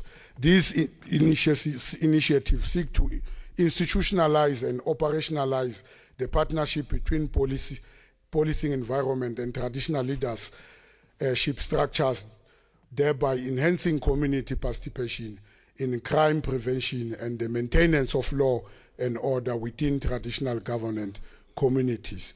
Program 3, Honorable Deputy Speaker, road safety remain one of the most visible indicators of the effectiveness of governance and society working together to save life. In every life lost, our road represent not only a personal strategy for families, but also a setback to our developmental agenda. The reduction of road fatalities and crashes therefore remain a strategic national and provincial priority. The 7th administration has identified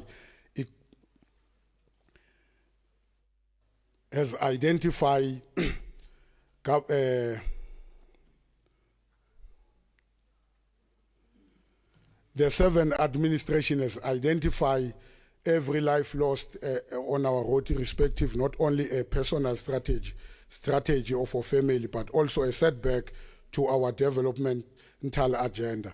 The reduction of road facility crashes therefore remain a strategic and national provisional priority. The 7th administration again also identified the growth, economic growth and social development and investment. Mpumalanga occupy a strategic position within Southern African region, serving this as a gateway to neighboring countries and facilitate the movement of people and goods through major economic corridors such as N4 and N17. This strategic location placed the additional responsibility on us to ensure effective traffic law enforcement and road safety management. Our road safety intervention are fully aligned with the objective of the National Road Safety Plan, the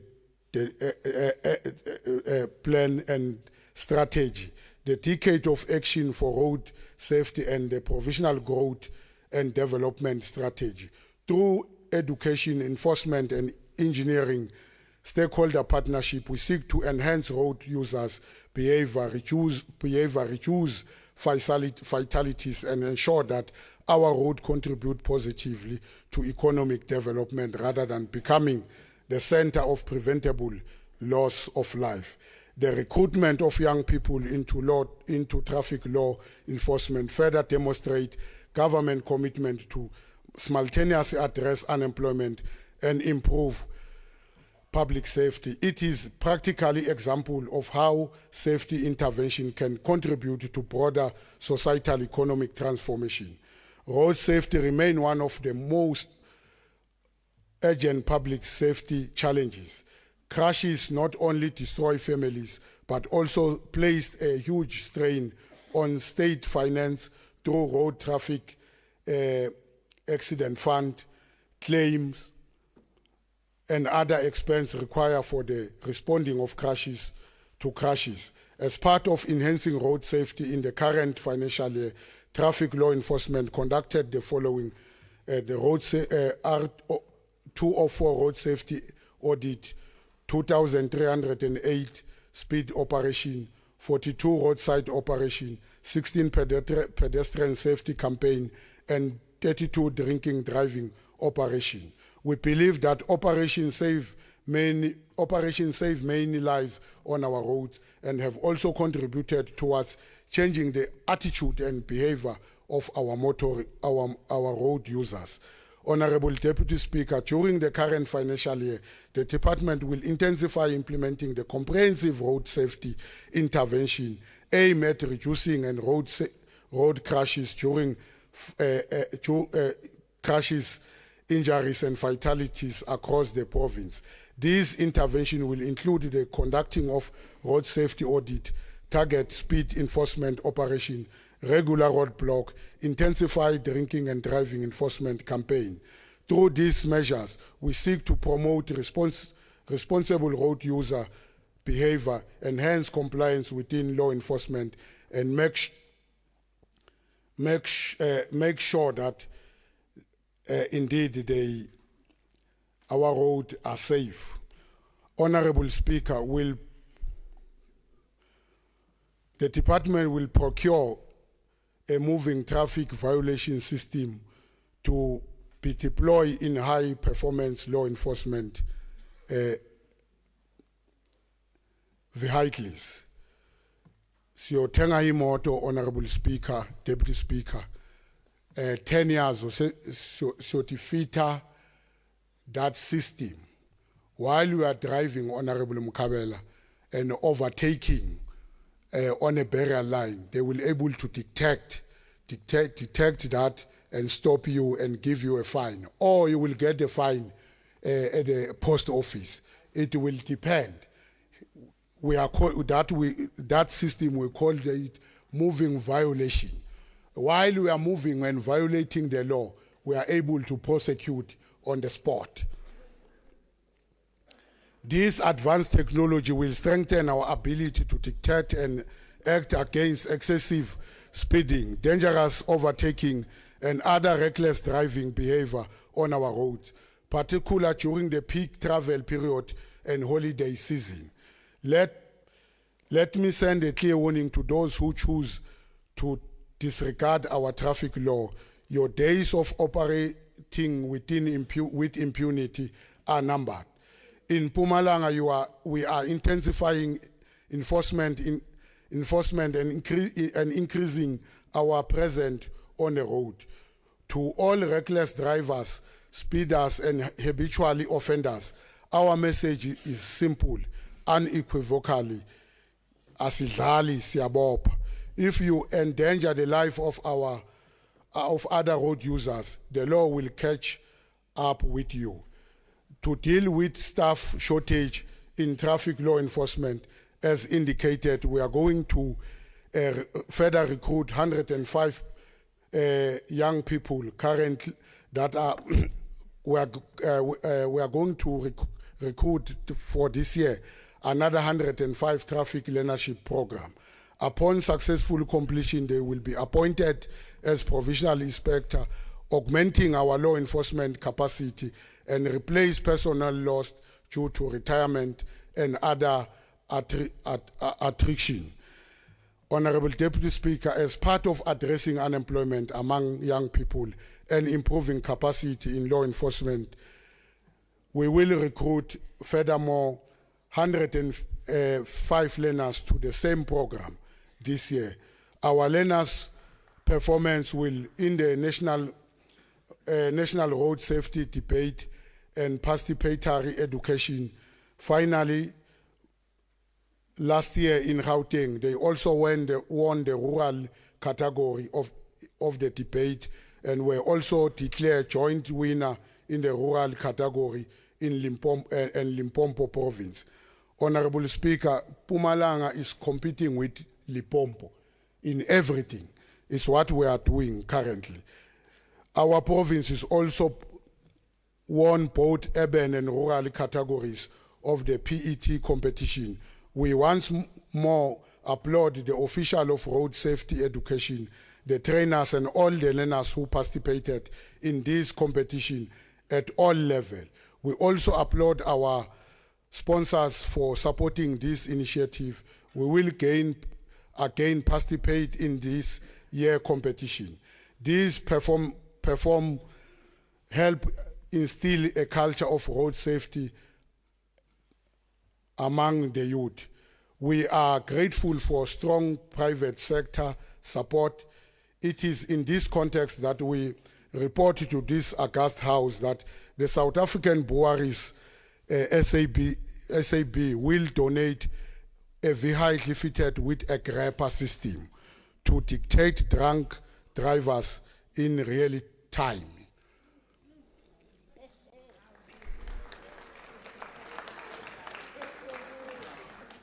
Honorable Deputy Speaker, we will assist to expedite drinking and driving cases because the result with the system will be immediately available.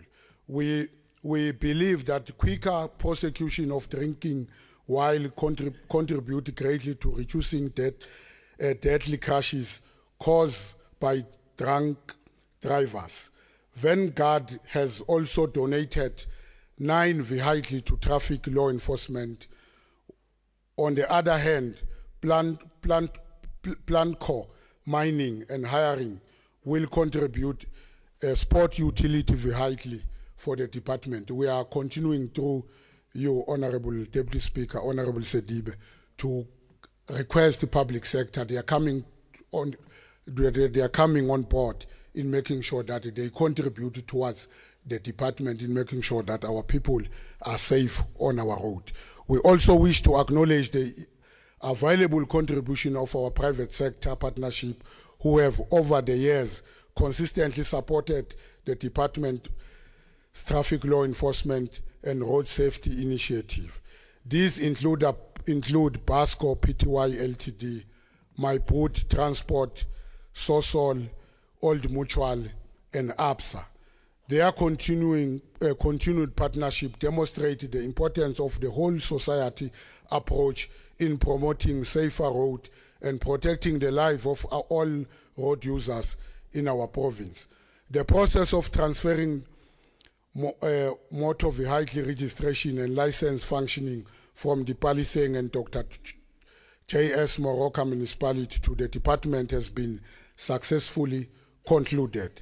This important intervention aimed at improving service delivery and strengthen governance within the licensed environment require a total investment of 46 million by the department.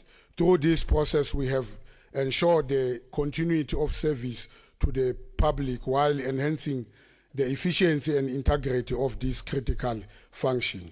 Honorable Speaker, the transfer of Bushbuck Ridge local municipality will be completed in the 2027-28 financial year. Centralization, registration and licensing function has already improved revenue control, accountability and service delivery. Working in partnership with the Department of Public Works, Roads and Transport, The department is undertaking infrastructure improvement and renovation project at the several driver's license testing centers, DLTC, across the province. These include the Caroline DLT centers in the Chief Albert Lithuli local municipality, Leandra in Govenenberg local municipality, Gaskop in Tabachewu local municipality.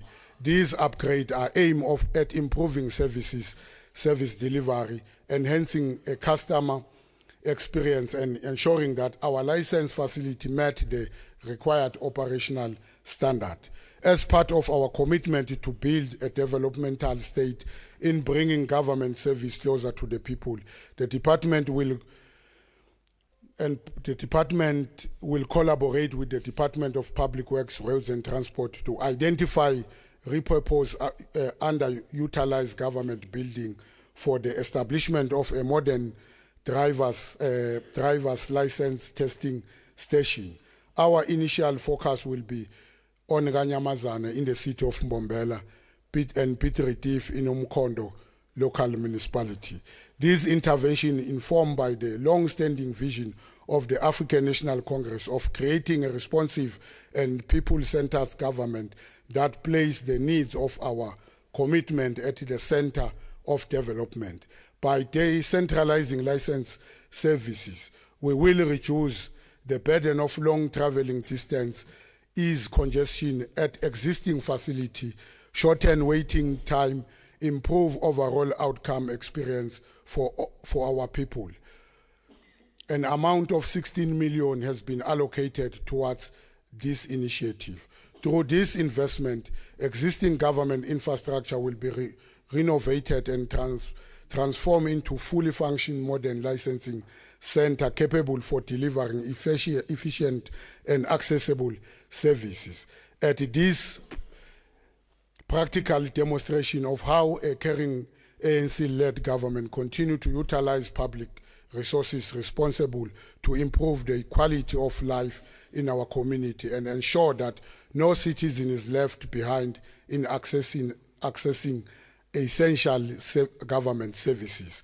Program Director, the Security, Honorable Deputy Speaker, the safety security of government infrastructure remain a fundamental requirement for effective government service delivery. Hospitals, schools, administration building, traffic facility, and other public institutions are strategic assets that must be protected to ensure uninterrupted delivery of service of our people. It is increasingly sophisticated nature of criminal, including vandalism of state infrastructure, theft of government assets, cyber-related threats, attack of healthcare facility, and organized criminal activity require coordinated and intelligence-driven security approach. It is for this reason that the provincial government continue to strengthen collaboration through the Justice, Crime Prevention, Security Cluster and Provisional Joint Operation and intelligence structures. The work undertaken through this program directly supported the national priority of creating a safety and secure environment while protecting public resources entrusted to government. Every act of vandalism against public infrastructure diverts scarce resources away from service delivery.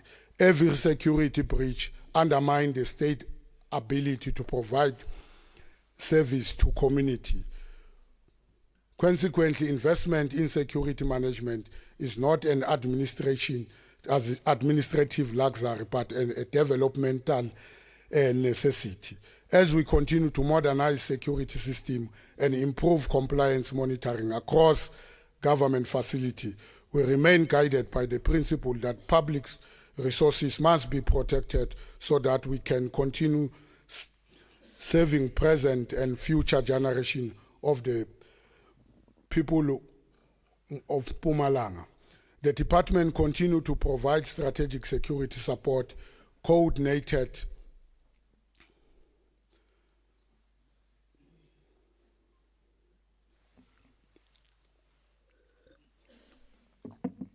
chairs,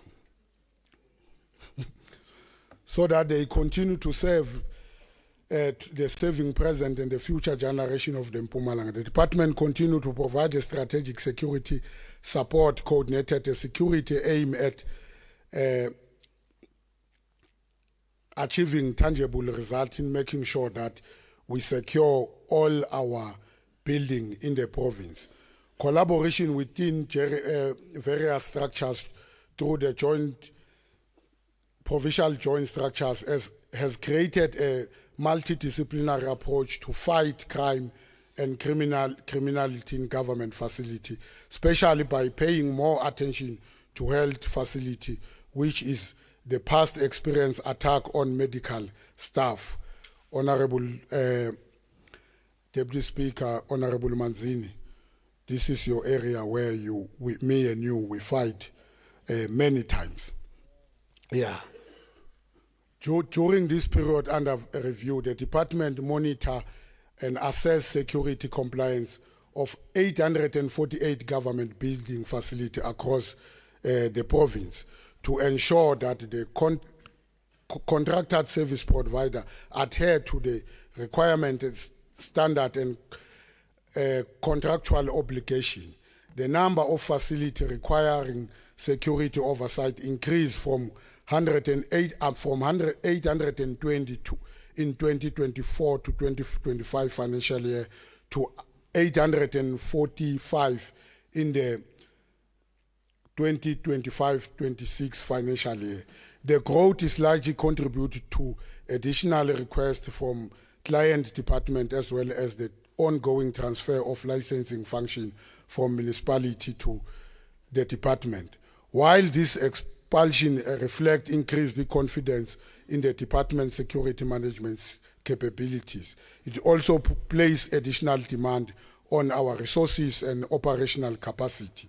The provision of effective security cannot only rely solely on personnel deployment.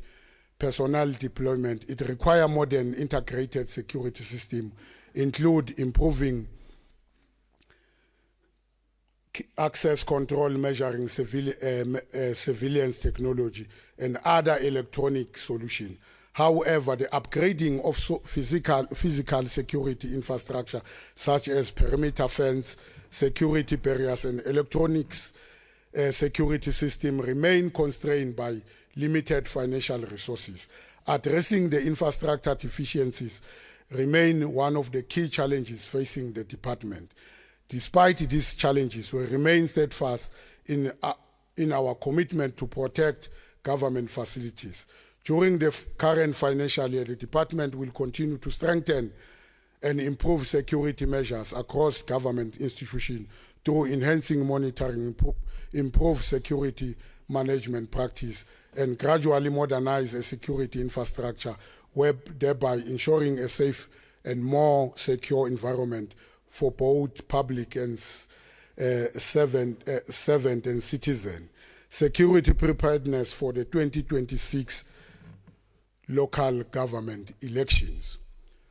Honorable Deputy Speaker, as we approach 2026 local government election, scheduled for November, the department is working in close collaboration with structures of the Justice, Crime Prevention, Security Cluster, is already intensifying preparation to ensure that the local process, the electoral processes unfold in a safe, secure, and peaceful environment.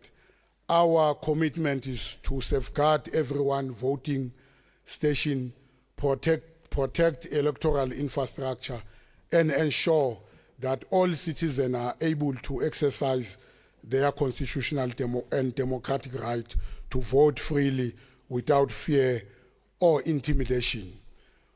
This election will coincide with the critically matric examination period, placing significant operational demand on the security sector and other government stakeholders.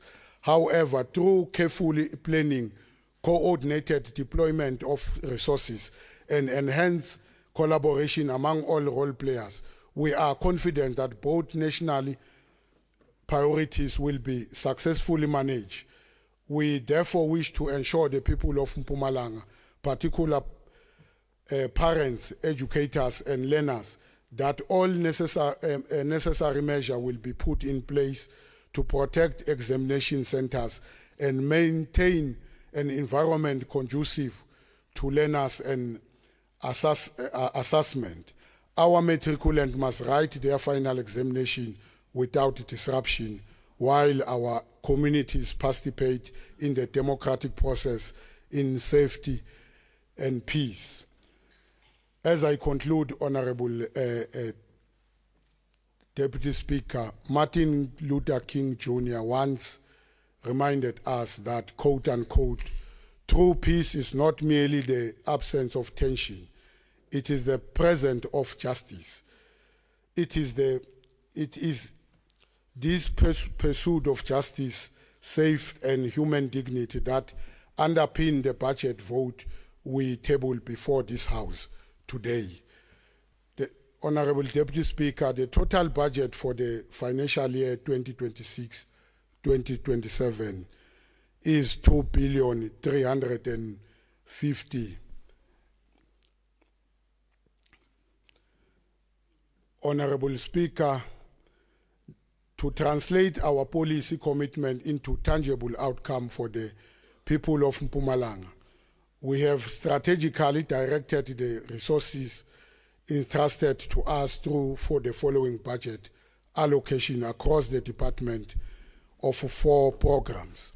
Program 1, that is administration, we have allocated 226 million rands. Program 2, we have allocated 95 million rands, that is provincial civilian secretariat for police service. Program 3, transport and regulation, we have allocated 956 million rands. Program 4, that is security management, we have allocated 1,063,000,000 rands. Honorable Deputy Speaker, the budget before this House is more than a financial allocation. It is a declaration of our collective resolve to build a safer communities, strengthen state capacity, and deepen public confidence in our institution. It reflects the priority of both the national and provincial government, demonstrate our unwavering commitment to ensure that every resident of Mpumalanga live, work, learn, and conduct business in an environment that is safe and secured. Guided by the vision of the 7th administration and inspired by the aspiration of our people, we remain determined to build a province where safe become a catalyst for development, investment, and social cohesion. I must state that this budget is intentional and represent our commitment to protect life, secure government asset, build safer community across the place of the rising sun. Whilst the resources constraint remain a challenge, we will continue to strengthen partnership, improve infrastructure, and monitor service delivery to ensure every rand deliver safe for our people. Before, allow me to extend my deepest appreciation to the Honorable Premier in absentia for his unwavering leadership, support, and strategic guidance in advancing the program of the 7th administration.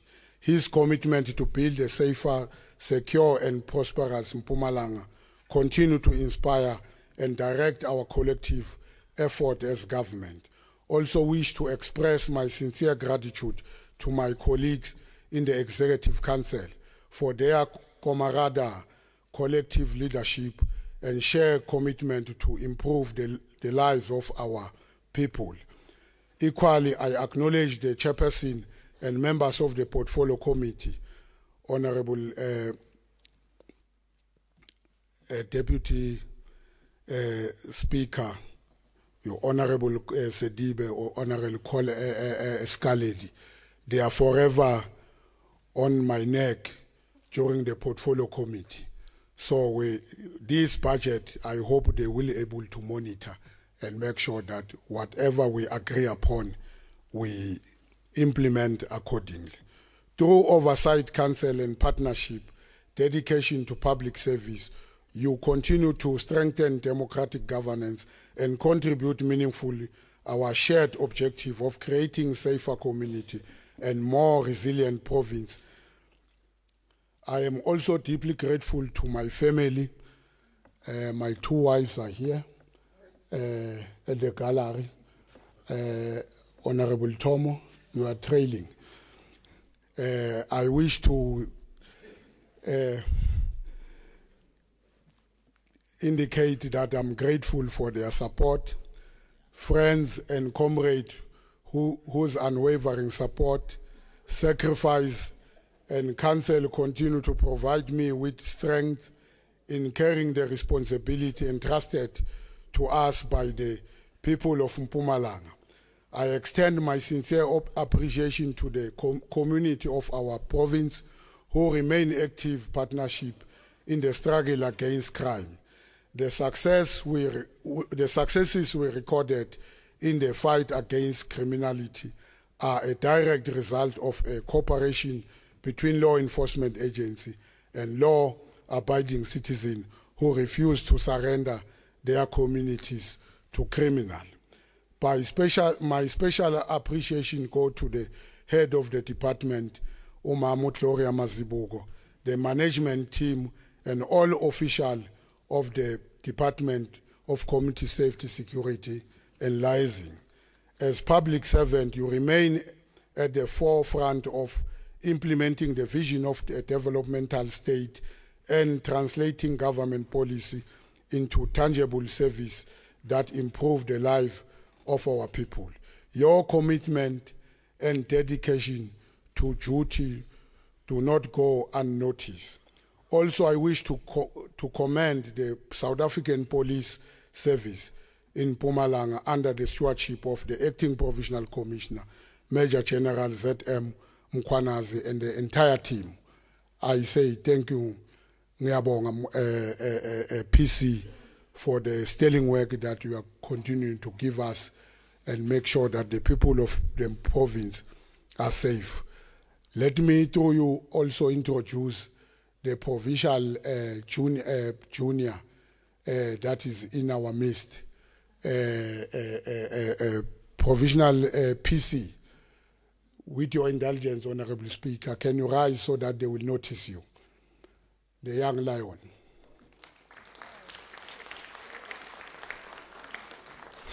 Thank you very much.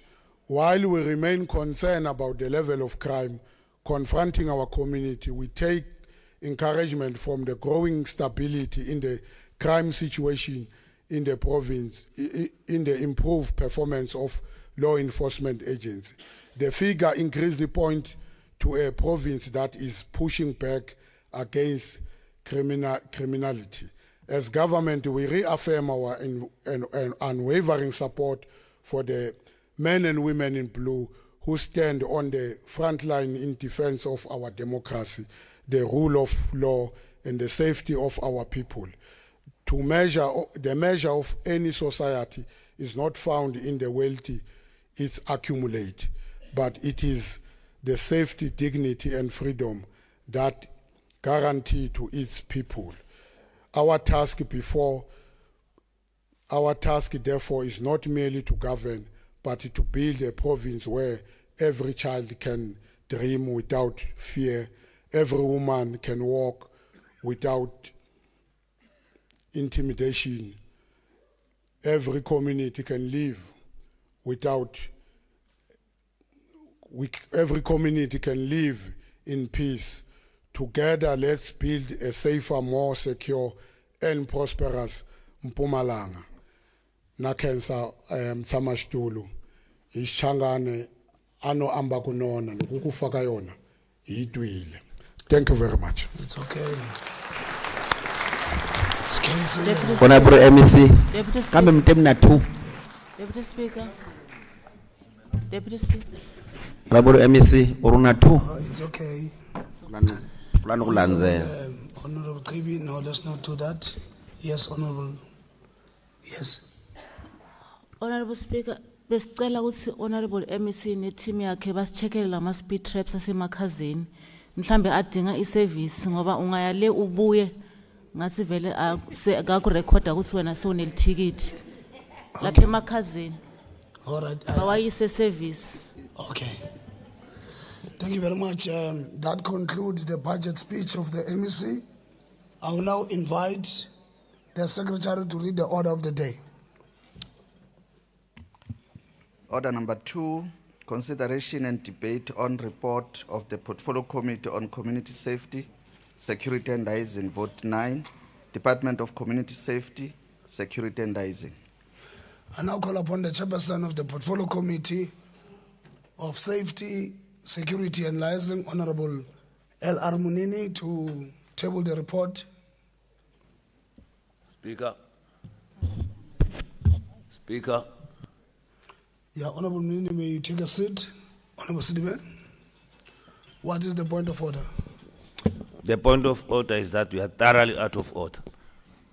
You can't say the secretary to read the order of the day. He's an acting secretary, unless we have appointed. Don't make 3 mistakes a day, please. It's okay. Yes. Honorable Sidibe, it's okay. The proceeding still stand that while he's acting, is still the secretary. Acting secretary, it's okay. Sidibe, it's okay. Let's not make a fuss out of it. It's okay. Honorable Nini, you may table. Correct, Pearl. Yeah, he is an acting secretary. Good. There's Thank no you, fuss about it. Deputy Speaker.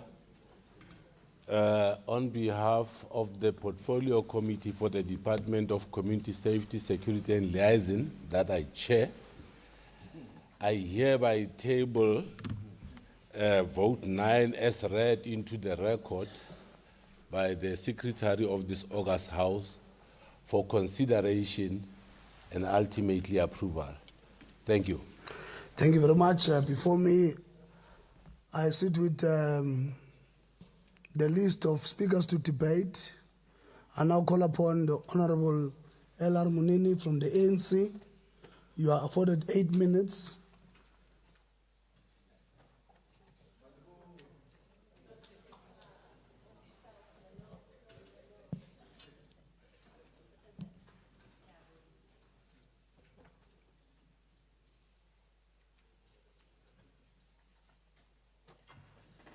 Thank you once again, Honorable Deputy Speaker. Members of the Provincial Legislature, members of the Executive Council, distinguished guests and community members present here, I greet you all. It is indeed undisputable that the consequence of crime ripple far beyond the immediate act, resulting in a devastating impact on individuals, communities, and offenders themselves. Victims suffer profound physical, physiological, and financial trauma, while communities enjoy weakened social structures, decreased trust, and economic burdens. It is important for government to consider a multifaceted approach in dealing with crime. Honourable Speaker, whilst the primary function of the police is to apprehend criminals and institute measures to prevent it, it must emphasize that individuals need to be responsible for their own actions and have an obligation to act responsibly and with respect for their fellow citizens. As government, we have a responsibility to address those conditions that lead to crime, which hinder healthy development and can become the breeding ground for crime. However, an understanding of root causes of crime cannot and should not be seen as a way to absolve people from personal accountability. As we ensure a peaceful and crime-free province, where our people can excel in advancing their potential, I'm reminded of the words of Comrade O.R. Tambo when he said, I open quote, the fight for freedom must go on until it is won, until our country is free and happy and peaceful as part of community of men. We cannot rest, close quote. The approach and strategy by this department with the South African Police Service has been resilient, one often categorized by several challenges of setbacks, precisely due to the fact they must deal with plethora of crime-related matters. Honourable Speaker, it is also worth noting that the complexity of crime is not an easy or linear process. It requires a sound mind on how to navigate and mitigate it. For example, we have noted the crime hotspots that have been identified by the recent crime statistics. For an example, at Emalahleni local municipality being notoriously a carjacking hotspot. The rising trends is residential robberies across precincts of Nsigazi regions, calls for communities and police to join forces.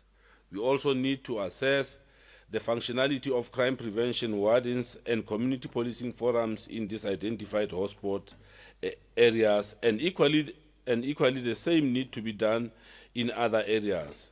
Hence, in the police service, to deal and mitigate crime requires constant revisiting of the strategy. This is mainly because criminals are constantly strategizing.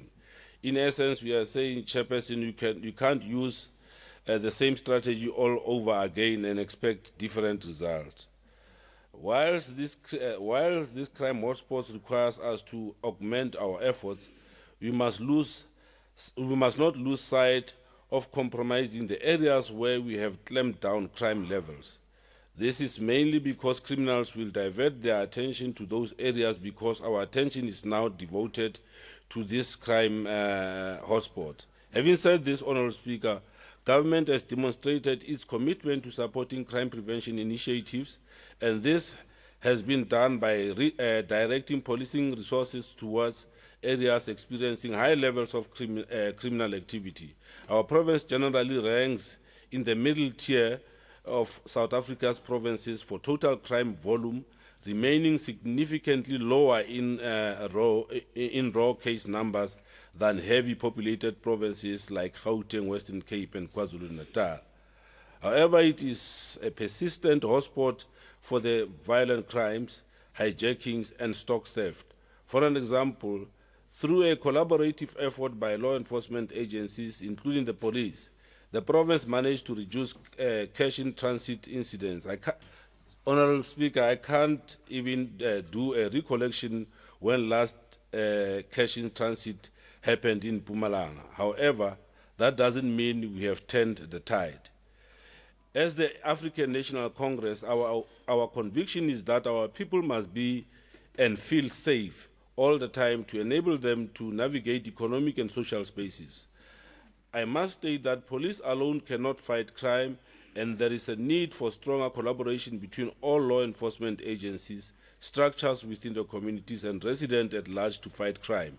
One thing I need to stress is the importance of an intelligence-led operation and community participation in crime prevention, and encourage residents to always report criminal activities.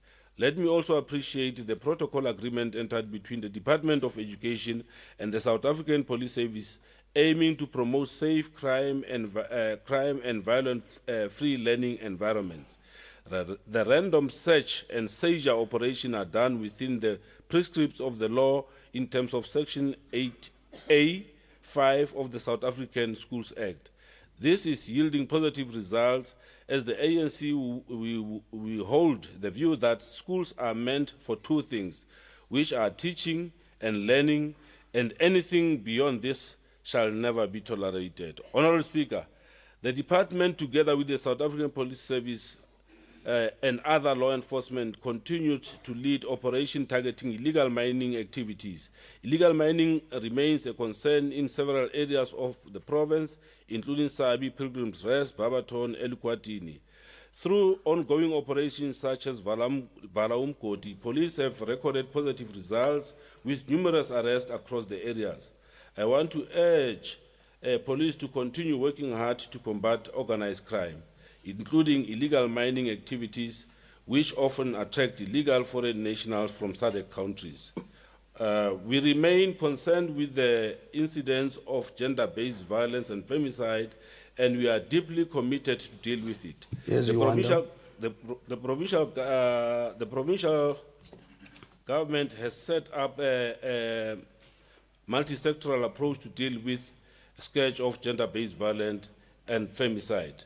Lastly, Honourable Speaker, having said this, the fight against crime will be in vain if the department is not appropriated with the necessary resources to ensure that the environment for law enforcers is conducive to effectively discharge their commitments to robustly engage the department, providing advice and recommendation on strategies to meet its performance targets. We therefore, with the speech, Honourable Speaker, support this budget. I thank you. Thank you very much. I now invite Honorable P.E. Shongwe from MK Party. You are allocated 8 minutes.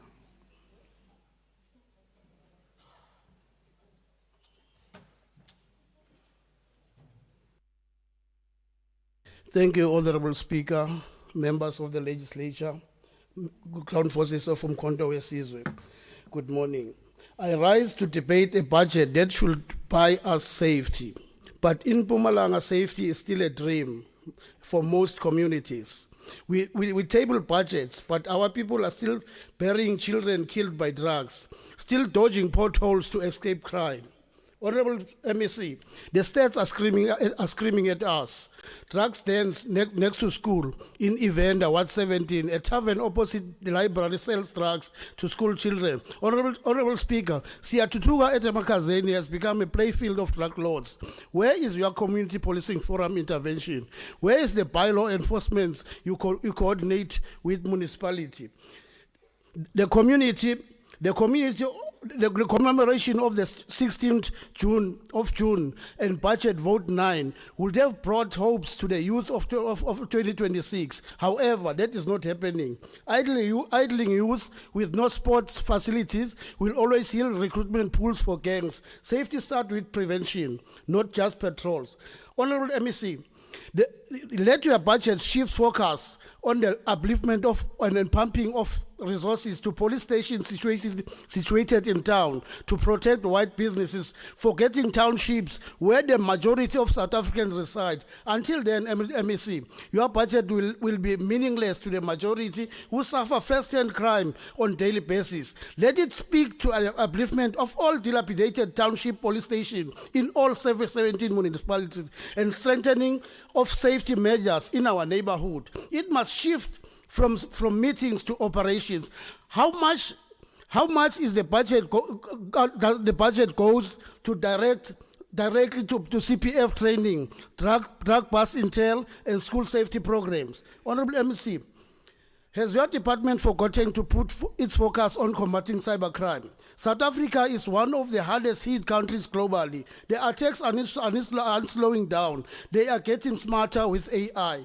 Scale shows that 8.7 million people hit by online threats in the 2025 first quarter per year or alone. 17.5% of South African internet users, that is 2.2 billion per year, estimate losses from cybercrime. The bottom line, Honourable Speaker, South Africa ranks amongst world's worst cybercrime density. Attacks shifted from disruption to monetization.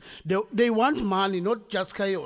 The question is, what is your department doing about it? Or the answer is, it's not the responsibility of the provincial department. It is for national. South Africans are tired of excuses and listening and shifting blames. They want action. Honourable Speaker, Honourable MEC, it's not just police. Safety is lights that works. Safety is roads that ambulance can use. Msugali municipality has abandoned road maintenance.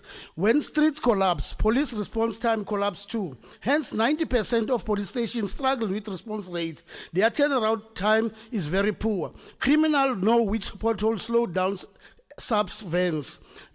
That's why townships feel like lawless zones. Honorable MEC, your department must stop treating municipality as not our mandate. Section 206 of the Constitution mandates you to monitor police conduct and oversee effectiveness of policing. That includes access. I ask MEC, how many municipalities have functional CPFs that have tools of trade and CSFs that meet monthly and have tools of work? And the reasons behind the 60% reduction of community relations, which affects funding and functionalities of the two policing forums. However, Honorable MEC, Mpumalanga Road kills more people than diseases. Yet budget for road safety campaigns is dwarfed by admin costs, which increased by 15.7% for the 2026-2025 financial year. Honorable Speaker, during the 2025-2026 budget, we had the Honorable MEC said, I quote, "Iyekeleni lento nizosilimalela." Yet nothing happened. Let it not be on paper, Honorable MEC. Therefore, as Umkhonto weSizwe, we demand 30% of budget be ring-fenced for direct crime prevention, CPF capacitation, youth sport partnerships with Department of Sport, school safety officers, and drug intel units. Honorable MEC, Umkhonto weSizwe Party will not support the budget until proven beyond reasonable doubt that the community and police officers from Kamhlanga, Mayflower receive proper police station. Not all buildings which were used by the then Kangwane, Kwandebele, and Boputatswana government. How many police stations were built since the dawn of democracy in 1994?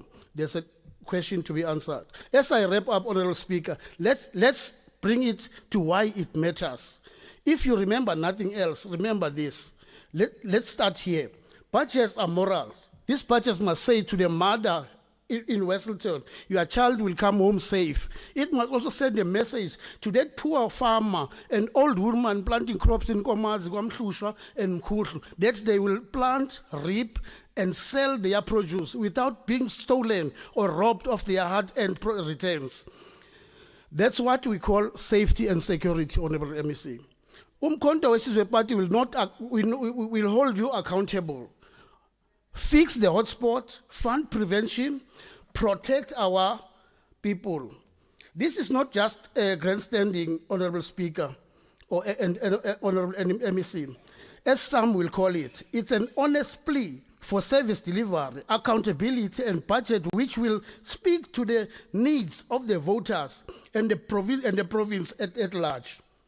And a plea for the upliftment of the working condition of the men and women in blue, as they are always compromised. I so move, Honorable Speaker. Thank you. I now call upon Honorable Ndlovu to stand on behalf of Honorable Ngwenya. Thank you. Thank you, Honorable You are Speaker. allocated 6 minutes, Madam. Thank you. Please remind me on 2 minutes. Honorable Speaker, MEC of Community Safety and Liaising, the members of Provincial Legislature, people of Mpumalanga, ladies and gentlemen, allow me to acknowledge the presence of Kgoshi Mokoena and all chief present, Abusheni. Honorable Speaker, the EFF would like to congratulate Mr. Potgieter and the team for the commitment and good work done. We are aware that you are paid peanuts by the current government, but you continue doing good work. The EFF government is in waiting, is coming to pay you a proper and better salary that you deserve. Much appreciated, Mr. Potgieter and the team. Honorable Speaker, Firstly, the EFF is very disappointed and disgruntled about the working condition of the police officers who are packed in like sardines in all small offices because there is not enough space and furniture in the head office and police stations. The working environment is not conducive at all, and this leads to poor performance and low morale by police officers. Secondly, the most critical department or component of the police service, which is a detective, Upiko Labaseshi, does not have cars. How will they discharge their duties of investigation, which requires travel to visit the crime scene and witness to get appropriate information and sustainable evidence without vehicles? The EFF is also disappointed about the thousands of unresolved criminal cases of murder and rape among others. Criminal dockets are gathering dust for almost 5 years without being touched by officers, mainly because some police are coherent with the criminals and well-known criminals that kills and rape, rob and harass our communities daylight. And these police too are well known, but nothing is happening to them the same way nothing is happening to the criminals because they have captured the police. Communities are living in fear as accidents of murder, kidnap, gender-based violence, and organized crime syndicates continue to rise. Construction mafias are disturbing infrastructure projects, business are paying protection fees, and families are burying loved ones lost to road crash that occurs almost daily on our roads. In our community, Honorable Speaker, our people no longer feel safe in their homes, in schools, and at the workplaces. The EFF therefore welcomes the allocation of the 2.35 billion to the department for the 2026-2027 financial year. And so for time purposes, Honorable Speaker, as the EFF, we believe building safe community through economic justice, social coherence, and progressive public institution. For this reason, we recommend that the department progressively restore funding to the civilians oversight programs to strengthen police accountability, monitoring of Domestic Violence Act, and social crime prevention initiation.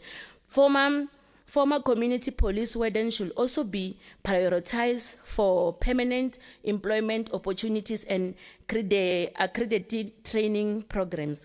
The department must speed up the establishment of provincial forensic laboratory. Additionally, any additional resource must be directed towards training traffic office to ensure that enforcement initiative translate into safe roads and fewer fatalities. Honorable Speaker, the EFF support investment aimed to improve road safety, strengthening intervention against gender-based violence, and expanding public safety. However, we caution against weakening oversight mechanism at the time when communities are experiencing extraordinary level of insecurities. The people of Mpumalanga deserve community free from fear, women who walk safe in their streets, children who can learn in secure schools, and motorists who can travel on our roads without becoming statistics.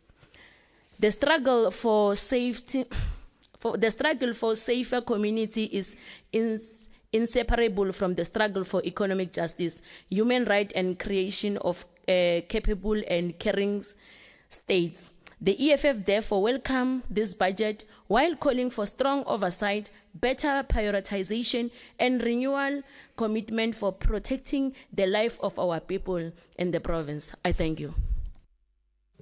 Thank you very much. We now call upon the Honorable T.S. Movimbela from the ANC. You are allocated 8 minutes, ma'am. Thank you, Honorable Deputy Speaker.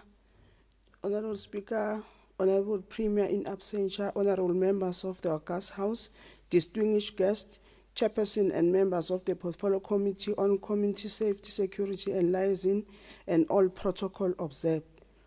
Honorable Speaker, let me take this opportunity to afford the opportunity afforded to me to form part of this important debate on the 26-27 budget vote 9 for the Department of Community Safety, Security and Liaison.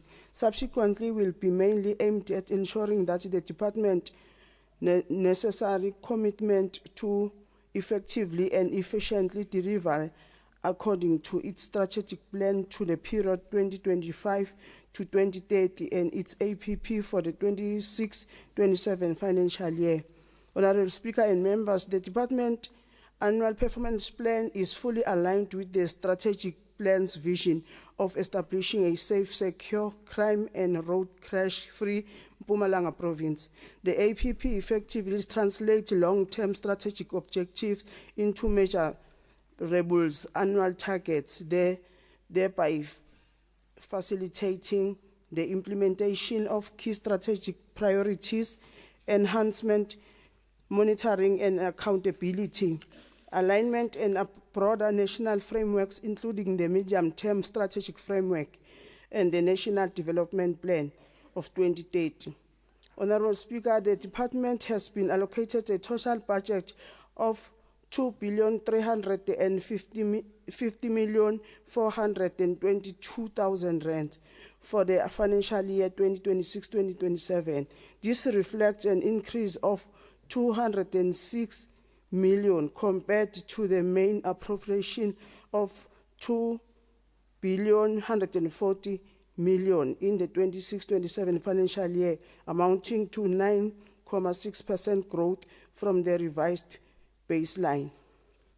Honorable Speaker and members, the department's allocation budget for 26-27 financial year is intended to support the department in fulfilling its mandate in line with the government priorities.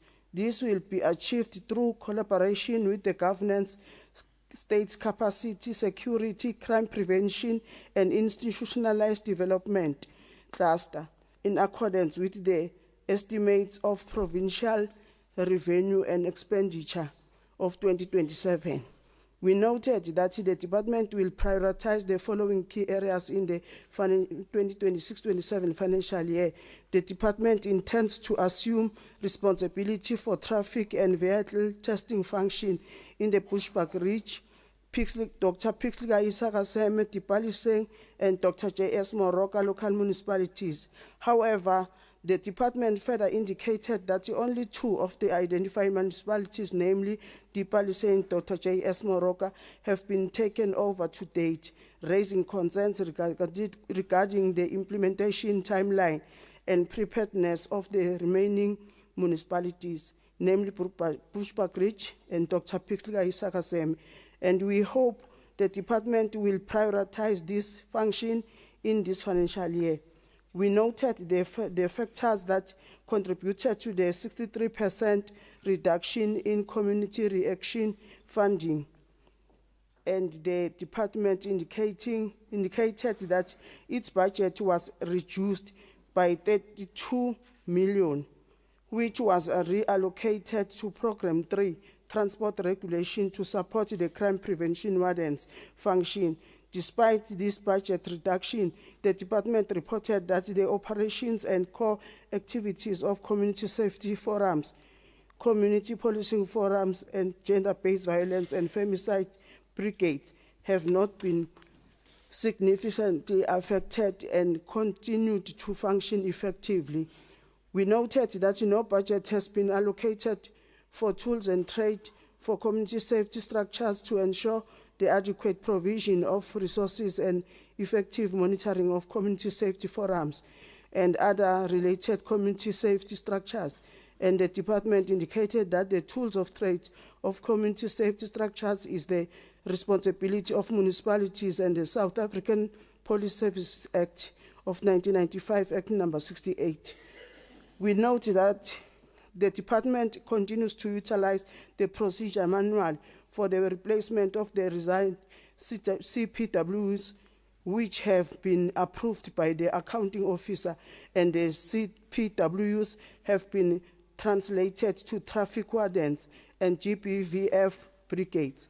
We note that the department is expediting the establishment of the provincial forensic laboratory, and it will ensure that it is adequately resourced and fully operational within the defined time frame to improve turnaround time for forensic results. In conclusion, Honourable Speaker, despite prevailing fiscal constraints, the department is committed to improve service delivery. I therefore move for the adoption and approval of the budget, vote 9, for the Department of Community Safety, Security and Liaison. I thank you. Thank you very much. I'll now invite Honorable T.M. J. Groove Morgan from DA. You are allocated 5 minutes, madam.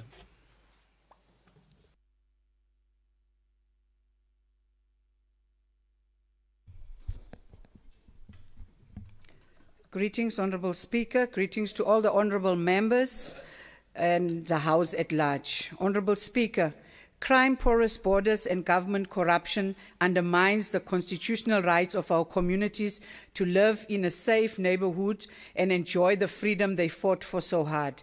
We cannot dare shy away from mentioning that the influx of undocumented immigrants is exacerbating the situation and making our people to revolt. As we gather here today to debate the 2026-2027 budget for the Department of Community Safety, Security and Liaison, especially a few days after the commemoration of Youth Month, we should be asking ourselves the following questions. Has any portion of this 2.3 billion budget of the department set aside to help in the fight against youth unemployment? Has any portion of this budget set aside to deal with the current burning issue in the country, the fight against undocumented immigrants, drug dealers, human traffickers, kidnappers, hijackers, and cyber scammers? Has any portion of the budget set aside to deal with the crime against tourists in the province? Is this budget responding to the issues of illegal mining across the province? Is this budget responding to the issue of shortages of fleet in the police stations across the province?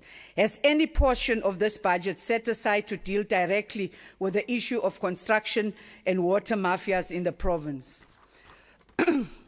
Honourable Deputy Speaker, if this budget does not address any of the above and more, we might as well close shop and reject it.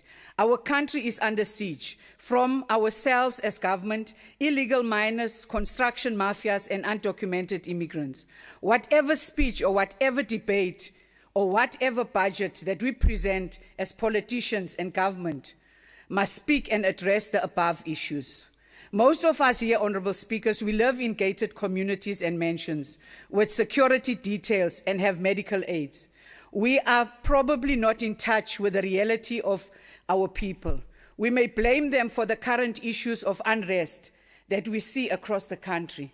But do we really understand that our people are fed up with crime, unemployment, illegal mining, corruption, GBVF, and undocumented immigrants? We need to respond to their cries as a matter of urgency.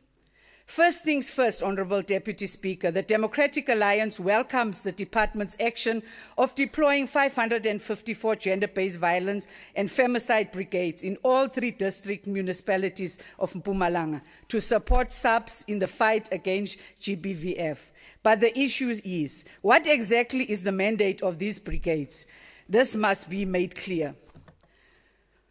Honourable Speaker, Honourable Deputy Speaker, the Department has acknowledged that they have a critical shortage of vehicles in their 90 police stations and 19 satellite police stations across the province, due to vehicle and high mileage and low output of state garages, which remain a barrier to police visibility and response time.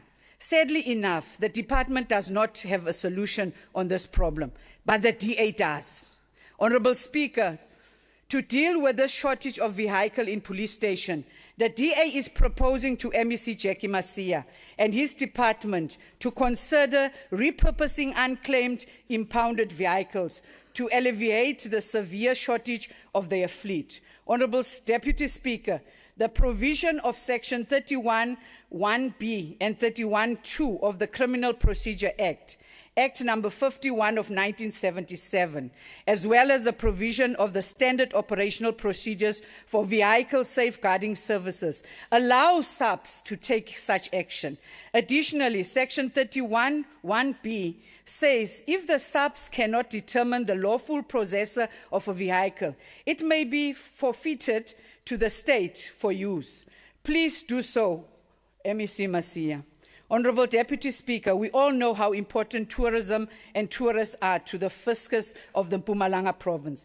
But on a recent meeting with the Portfolio Committee of Economic Development and Tourism, MTPA reported that they collected only 91 million out of the targeted 100 million revenue collection for 2025-2026, a shortfall of 91 million, which they blamed on rainfall and negative publicity regarding facility conditions. They claimed that these conditions kept tourists away from the province, but the DA does not buy this claim. We believe that tourists stay away from Mpumalanga because of crime in hotspots like the Kruger National Park, Numbi Gate, and the Panorama Route. Just last month, 2 elderly tourists were hijacked and murdered in the Kruger National Park. It is not surprising that 2 undocumented foreign nationals were arrested for this murder. Honourable Deputy Speaker, the DA urges SAPS to help MTPA by increasing visibility and put permanent, dedicated safety units in the identified tourism crime hotspots. The date is clear. Ja, dankie hoor. Jammer. Okay, yeah. Okay, honourable members, in an absentia of Honourable Weber, we will then proceed to Honourable F.T. Mashiane from Action SA.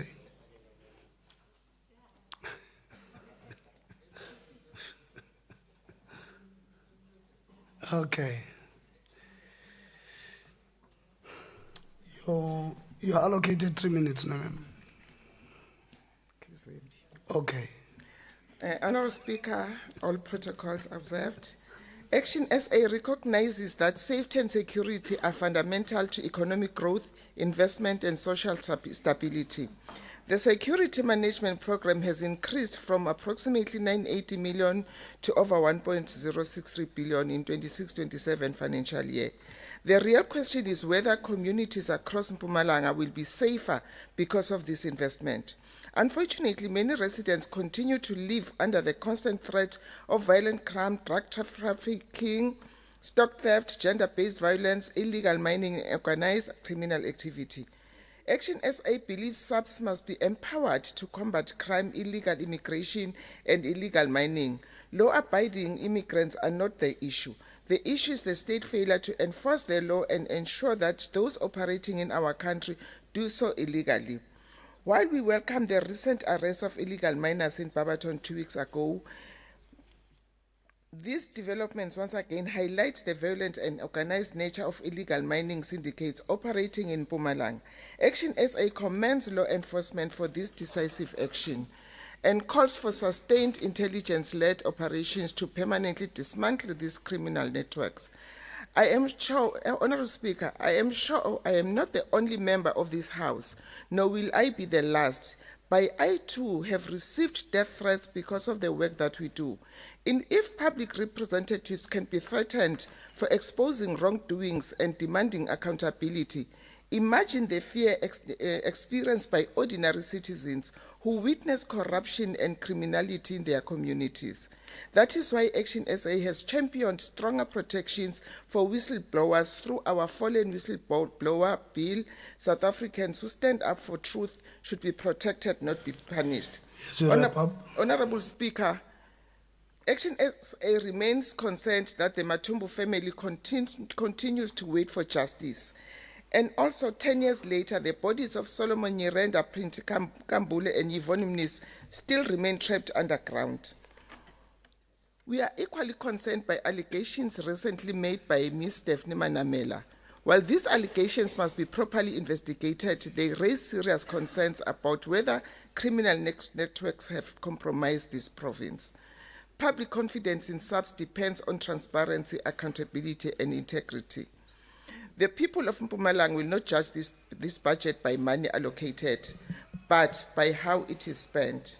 We therefore support this budget, but we will have an oversight over how it is spent. Thank you. Thank you very much. We now invite Honorable Elsie Dlamini from the ANC. You are allocated 8 minutes, ma'am.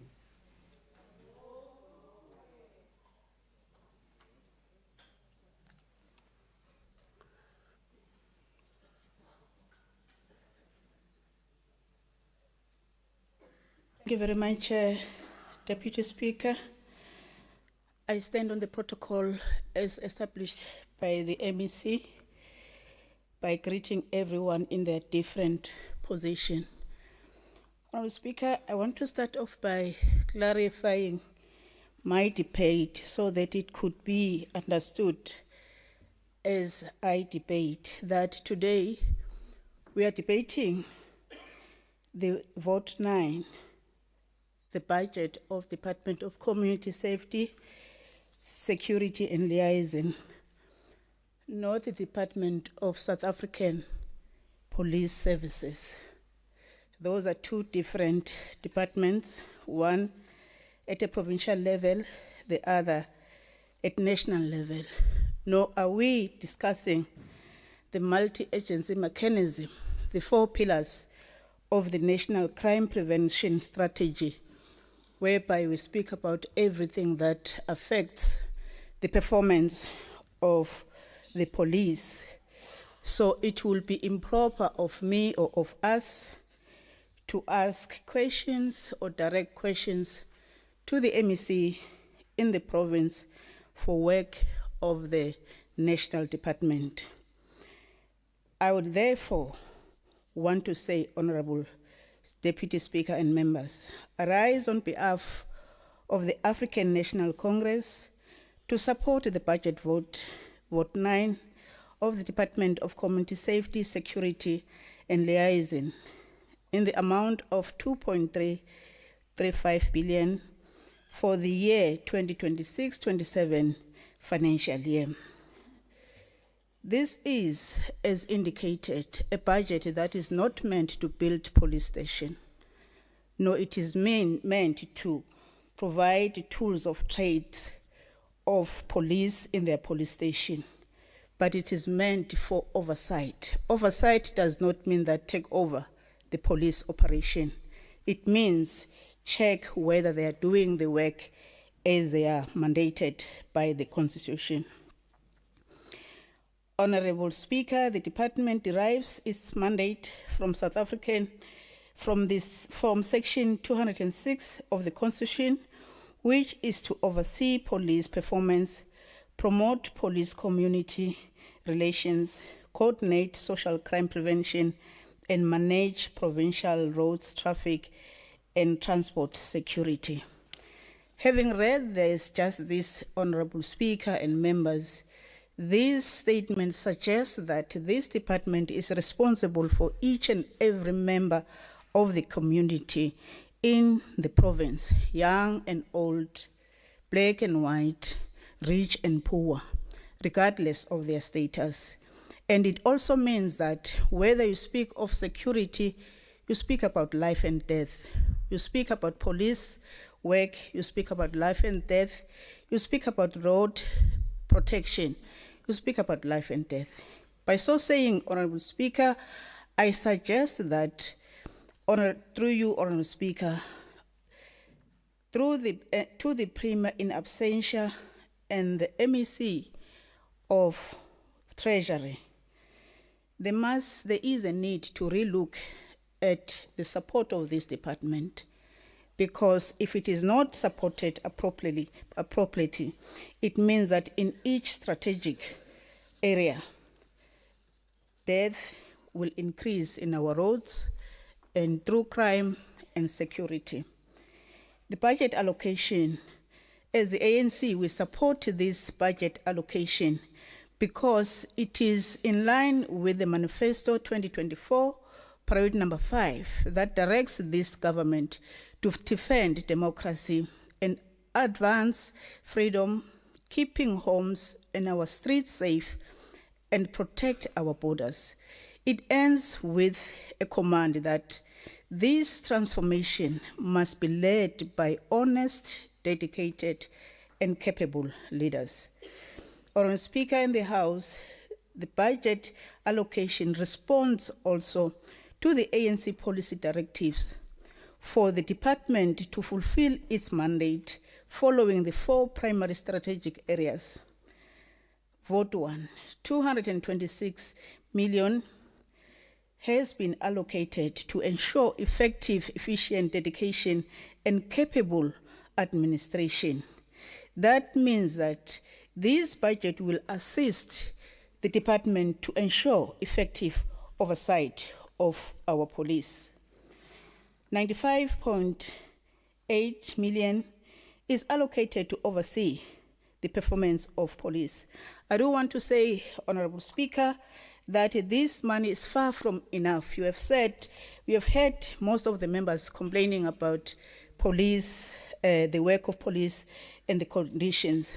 I agree with them, but it doesn't mean that it has to be implemented by this department. But it means that we must deploy more resources for this department to be able to oversight the work of the police. And also encourage, I'm happy that we have Deputy Minister who is sitting at national level, a discussion about the allocation of resources and support of subs. The conditions of police during our visits, we've realized that even appointment of a clerk, it has to be done at national level. Procurement of cars, it has to be done at national level. Just imagine how many police stations do we have? A discussion must be done that can't we follow what we're doing with other departments like Department of Education? We have a department at national level and a department at a provincial level, but there is money that is dedicated at provincial level. We must have those discussions at national level. I agree conditions and facilities of our police are not in a good state, but there must be a discussion on those areas. Honourable Speaker, subs, we also want to indicate that 965 million is allocated for managing provincial traffic flow, controlling vehicle overloads, regulating licensing and conducting road safety awareness. And we want to say, Honourable Speaker, this department must also be assisted to have more support because that is where most of our revenue is generated by this department. We are concluding that as ANC we support this budget because if we're not supporting it, we mean that our people must die in numbers in our roads, must die in crime and also in security. Thank you very much. We support the budget.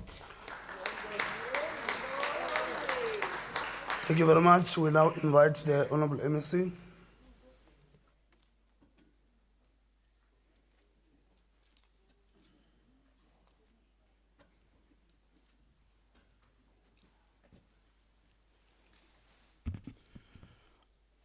No, thank you very much, Honourable Deputy Speaker. Honourable Lamini, you just descended on the podium. I'm now ascending to the podium.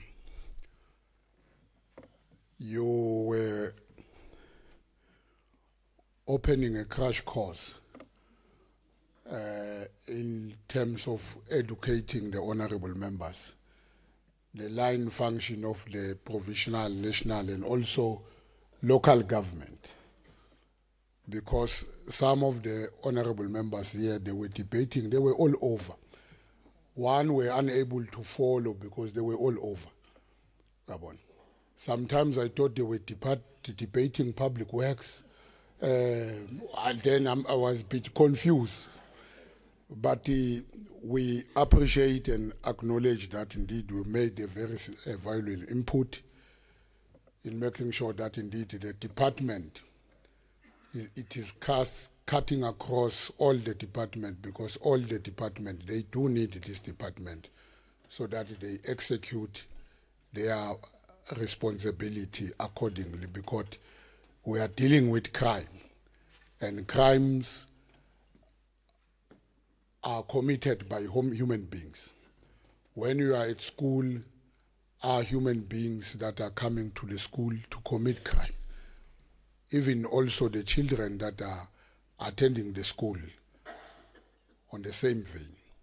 Whether you are building a road, there is the new tendency of course construction mafias. They will come and disrupt the progress of that construction, and it will hamper and also affect negative in terms of the time allocated and also the budget allocated on that effect. So it cut across all departments. I'm happy that indeed we have made that political or that workshop that you presented before this honorable house. Honorable Mashiane, I know that when you assume the podium, you will mention the unfortunate incident that happened a year ago, if not so, of Dr. Matumbu. I said in my last presentation of the policy budget, I'm very close, we are very close. Again, I'm also indicating that as I'm speaking now, we do have the suspect. We are just waiting for ballistic test to confirm, but the weapon in the form of the gun that was used somewhere in Piet Retief, and also that was used in executing Dr. Matumbu is the same weapon. So we want just the ballistic to confirm, then we pounce at the suspect. He's not going to run away for security reasons. I'm not going to mention where he is. We had him, don't worry. Once we get the result, we are done with the case. We have established that the weapon was used, it is the same weapon that was used in Piet Retief, and also same weapon that was used in killing Dr. Matumbu. So just that the confirmation. Once the results are here, we are done. I hope all of us will be able to find closure on that matter. So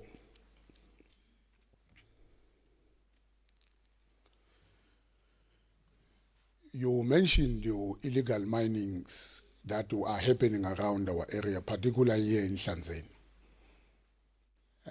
You also appreciated or commended the subs in making sure that we apprehend these legal miners. But the challenge that we are having, we must admit before this August House that we arrest them, repatriate them, because we can't keep them at our custody because it's costly for the government. And remember, they are here illegally so. But in a week so after the repatriation, they are back. The outcry that we are continuing to cry and also advocate from National Department is to fix the borderline. All of us, we know the situation.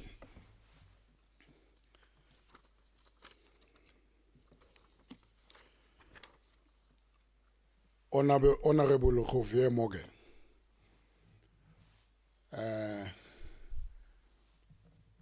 to a certain extent I agree with the things that you were raising. Once again,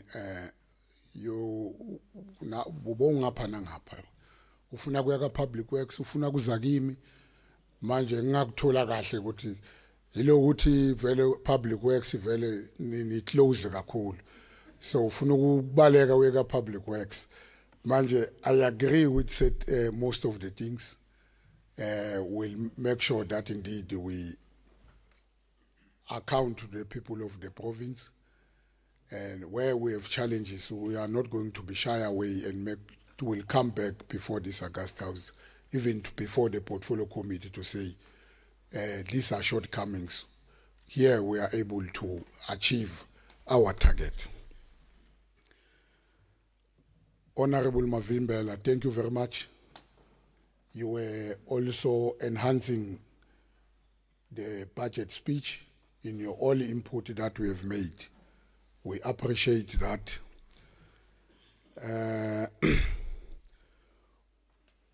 Honorable Ndlovu,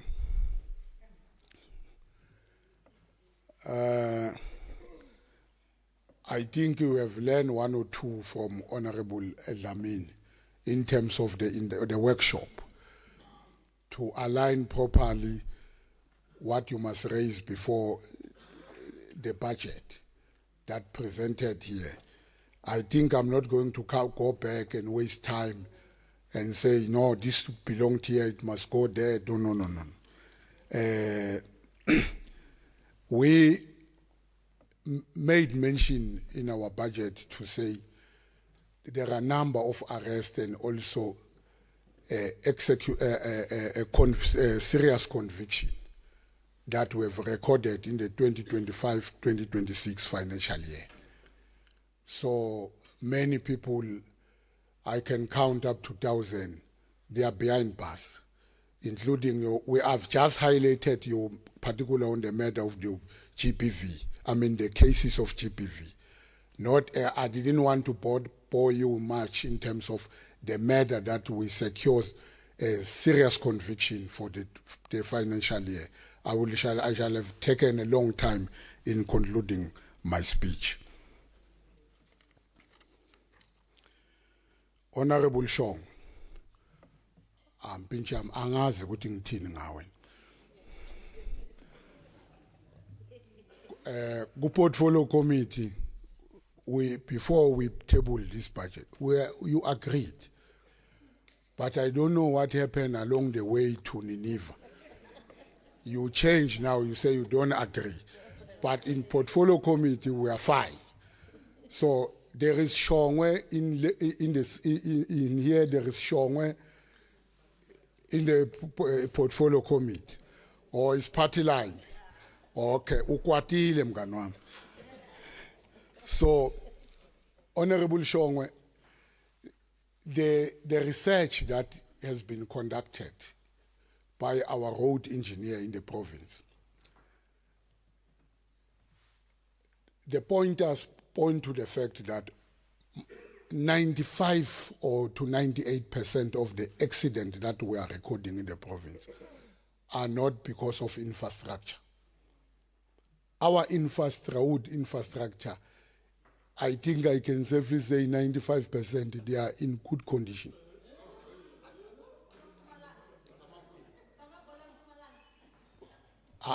I'm telling you, when you are just saying because you want to say something, the facts are there. Okay, you can put your percent. Okay. I've put mine. It's okay. Put your percent. Say then. Yeah, Honorable MEC, just a second. Just a second. Take your seat. Just a second. Honorable members, no, don't do that. No. No, Honorable Ndlovu. Honorable members, let's not do that. Honorable Kibi, I noted you. Let's not do that. Remember, the MEC is responding. Now, even if the respondent are not happy with, you know the rules. I noted you, Honorable Kibi. Honorable Kibi. Thank you very much, Honorable Speaker. 95% is too much. You are correct. He's responding, but on his responses, it's wrong for him to mislead the House. It cannot be that. 95% of our road infrastructure, it's on good condition. It's wrong. It's misleading. That percentage of he must deal with the issue of safety and leave the issue of public works to the MEC of public works. Point of please. Order. Point of order. Because it's misleading. No. Point of order, Honorable Speaker. Yeah, just wait. Honorable members, no, let's not do that. No, let's not do that. We have afforded you, Honorable Kibi. Honorable Ndlovu, we have afforded you an opportunity to speak on this matter. Now, Honorable Skoko, what is your point of order? No, thanks, Honorable Speaker. Can we follow Speaker, the rules of the House? Speaker, it cannot be point of order to point of order. No, Honorable Speaker. So you must I'm rule standing. on my point of order. You will not. He didn't rule in my point of order. To allow him to speak on a point of order on top of point of order, it's wrong. Wait, Honorable Member, wait. I have responded to your point of order to say we have heard you. We have heard your point of order. The MEC will respond. No, wait. No, wait. Honorable members, no. I have not noted you, Honorable Kibi. I have not noted you. You see, honorable members, when you speak outside the proceeding, now you are transgressing. And you are inviting a very terrible English from my good self. And I'm not interested to that. So I want to appeal that let us all afford each other an opportunity in line with the rules. The MEC is responding.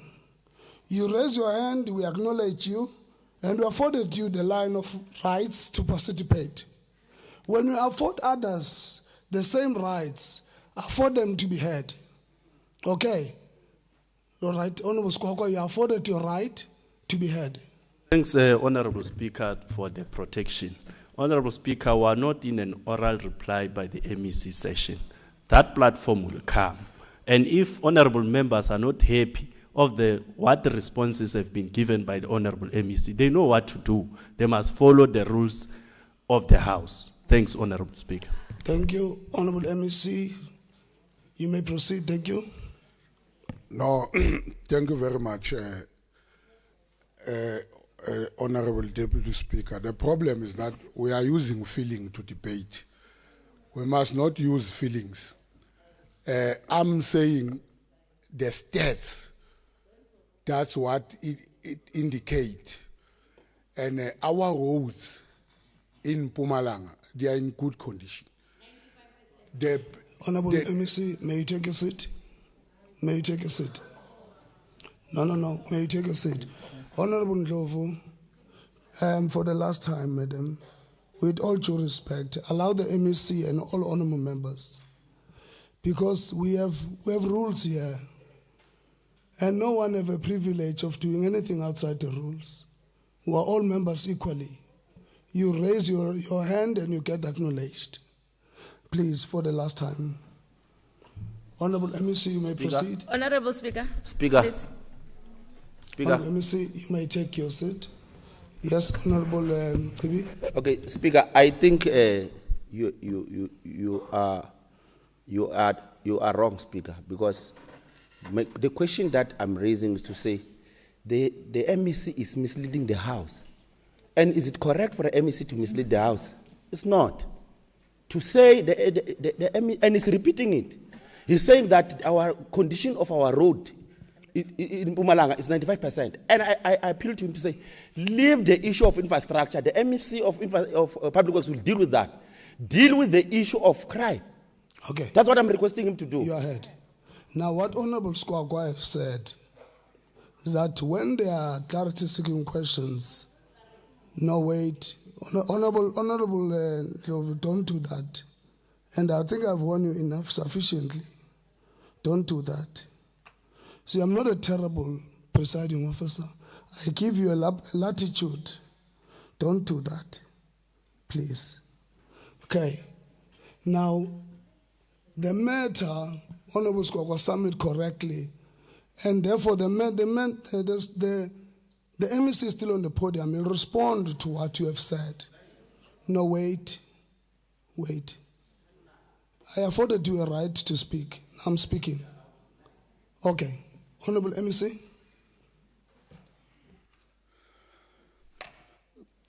Thanks once again, Honorable Deputy Speaker.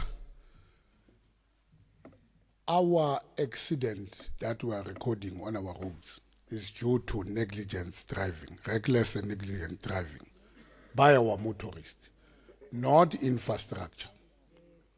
So I was explaining to the honorable members, if you are disputing what I'm saying, it's well and good. But I'm saying this is the research. When you are not putting anything that has been researched, you are just putting common sense here. Whereby. So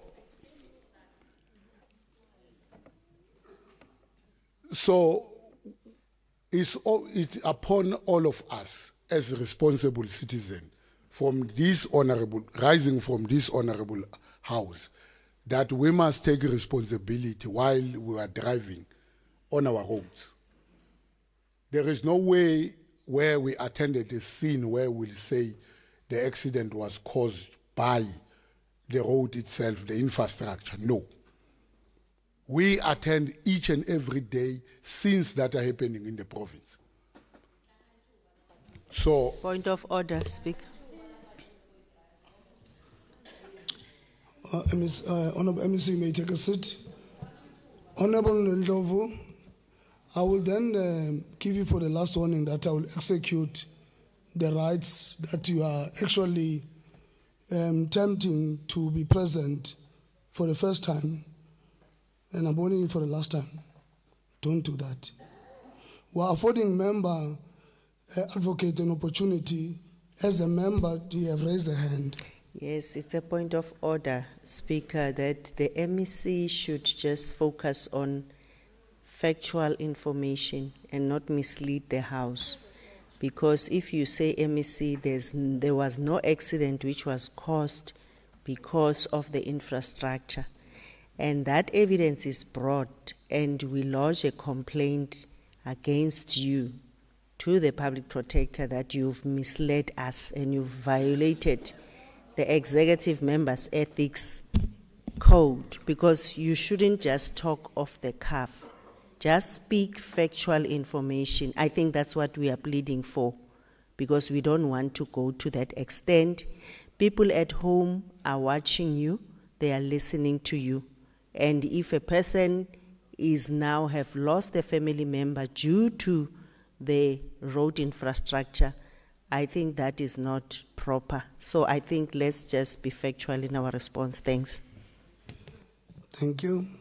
Honorable MEC. Let me not go back into that, because we can keep on debating and debating. We won't finish, because what I'm saying is not something that has not been researched. So it's fine. Honorable Mnini, thank you very much. You were also enhancing the budget itself. In your input, you are leading the portfolio committee as the chairperson. We are forever grateful in your guidance and the entire members of the portfolio committee in making sure that indeed we achieve our desired result. As I conclude, Honorable Deputy Speaker, I'm informed that we have our police officers that arrested the 22-year-old that I've mentioned, who mercilessly assaulted his grandmother. Can I request them, through your indulgence, to rise so that the House will acknowledge and appreciate them on their swift response in terms of that incident. Honorable officers, officers.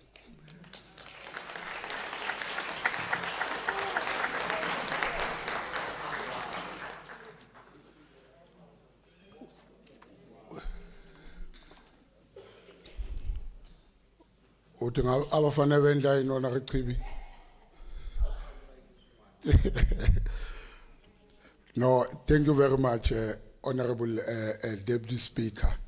We are highlighting this because GBV is a serious challenge within our society.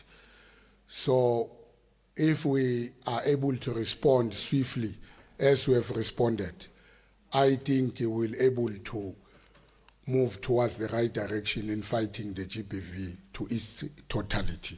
Thank you very much. Thank you. Honorable members, I want to bring to your attention the following. According to the rules and order that govern this House, that if a presiding officer is of the opinion that a member is deliberately contravening a provision of the rules and the Constitution of any other laws, in contempt of the legislature, disregarding the authority of the presiding officer, or grossly disorderly, the presiding officer may order the member to immediately leave the chamber for the remainder of the day and the sitting. Now, I want to level this against all of you. That can there be order and stability in this House? Now, thank you very much. That concludes the debate. And now the question before the House is whether we agree to adopt the report as presented by Honorable Munini. Agreed. So agreed. Thank you very much. I now invite the Secretary to read the third order of the day, or the acting Secretary. I don't see my WhatsApp keeper now.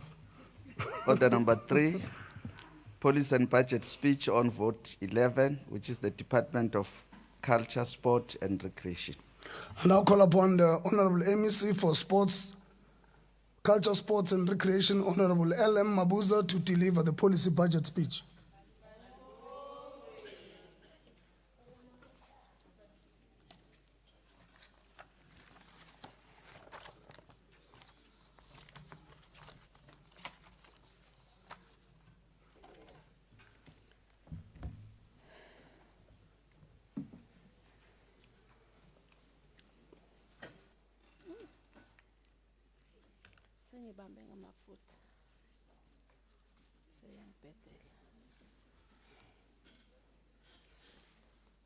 Thank you, Deputy Speaker, and let me take this opportunity to greet your good selves.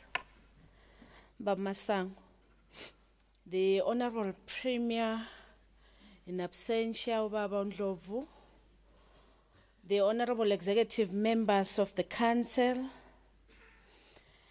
the Honorable Members of this august House, the Provincial Legislature, the Chief Whip of the African National Congress, and the majority party in the legislature, Me Domzodwa Eva Makabane,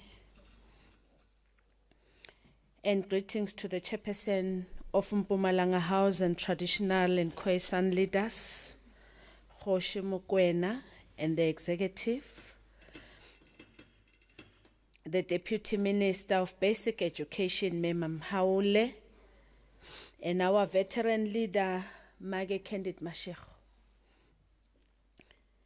The executive mayors as well as the MMCs for community services from the district and local municipalities, the provincial secretary of the ruling party and its leagues, led by Ubaba Umuzichirwa in absentia, all alliance partners, the head of Department of Culture, Sports and Recreation, Babe Mxolisi Mahlangu, and the heads of department present in this august House, the leadership of the sports federations, leadership of the faith-based organization, the representative of committees and sports confederation working with the department, the representative of the University of Mpumalanga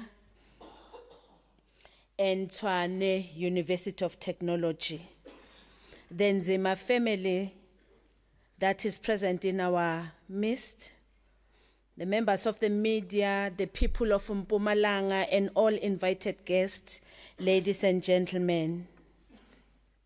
Sanbonan. Sekela mlomo ngokukhulu ukuhlonipha njengomnyango wezamasiko nezemidlalo zokuthabisa umndeni zokuzithabisa kumndeni nendlunkulu yesitshaba samaNdebele, indlu yamakhosi yaseMpumalanga nobukhosi mazombe obuholwa ubaba uKgoshi Mokoena Njengomnyango sifuna ukudlulisa umlayezo wokuchiriya ngokucima kwelanga lamaNdebele noma isitshaba samaNdebele ingwenyama ubaba uMakhosonke wesibili as we take a solemn bow. Honourable Speaker, this year has been characterized by major anniversaries with significant milestones to celebrate. The month of June, as it is a golden jubilee, commemoration of the 1976 Soweto uprising.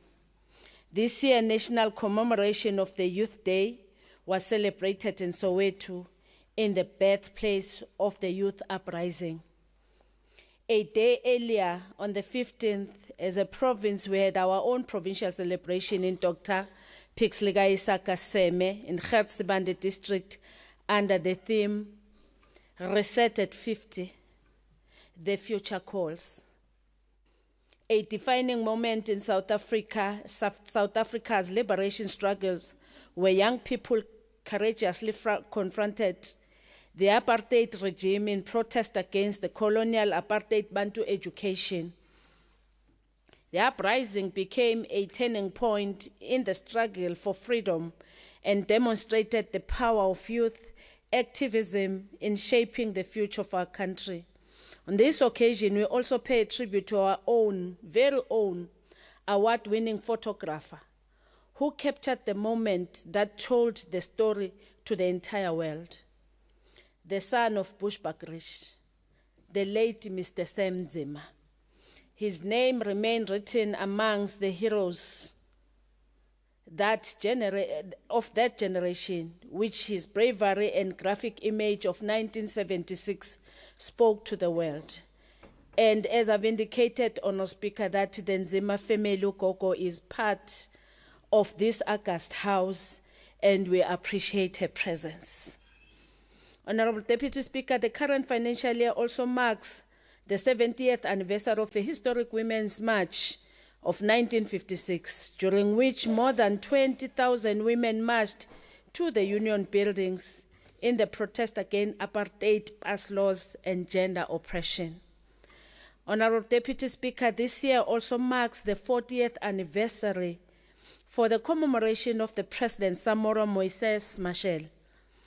This historic event will be hosted in partnership with the National Department of Sports, Arts and Culture, Freedom Park, the Government of the Republic of Mozambique, the Samora Machel Foundation, and the Machel family. And as we rise to table the 2026-2027 policy and budget vote 11 priorities, we wish to draw the attention of this august house to the historic significance of the June calendar month, in particular 26 of June 1955 and June 16, 1976, and their impact to government appropriation bill post 1994.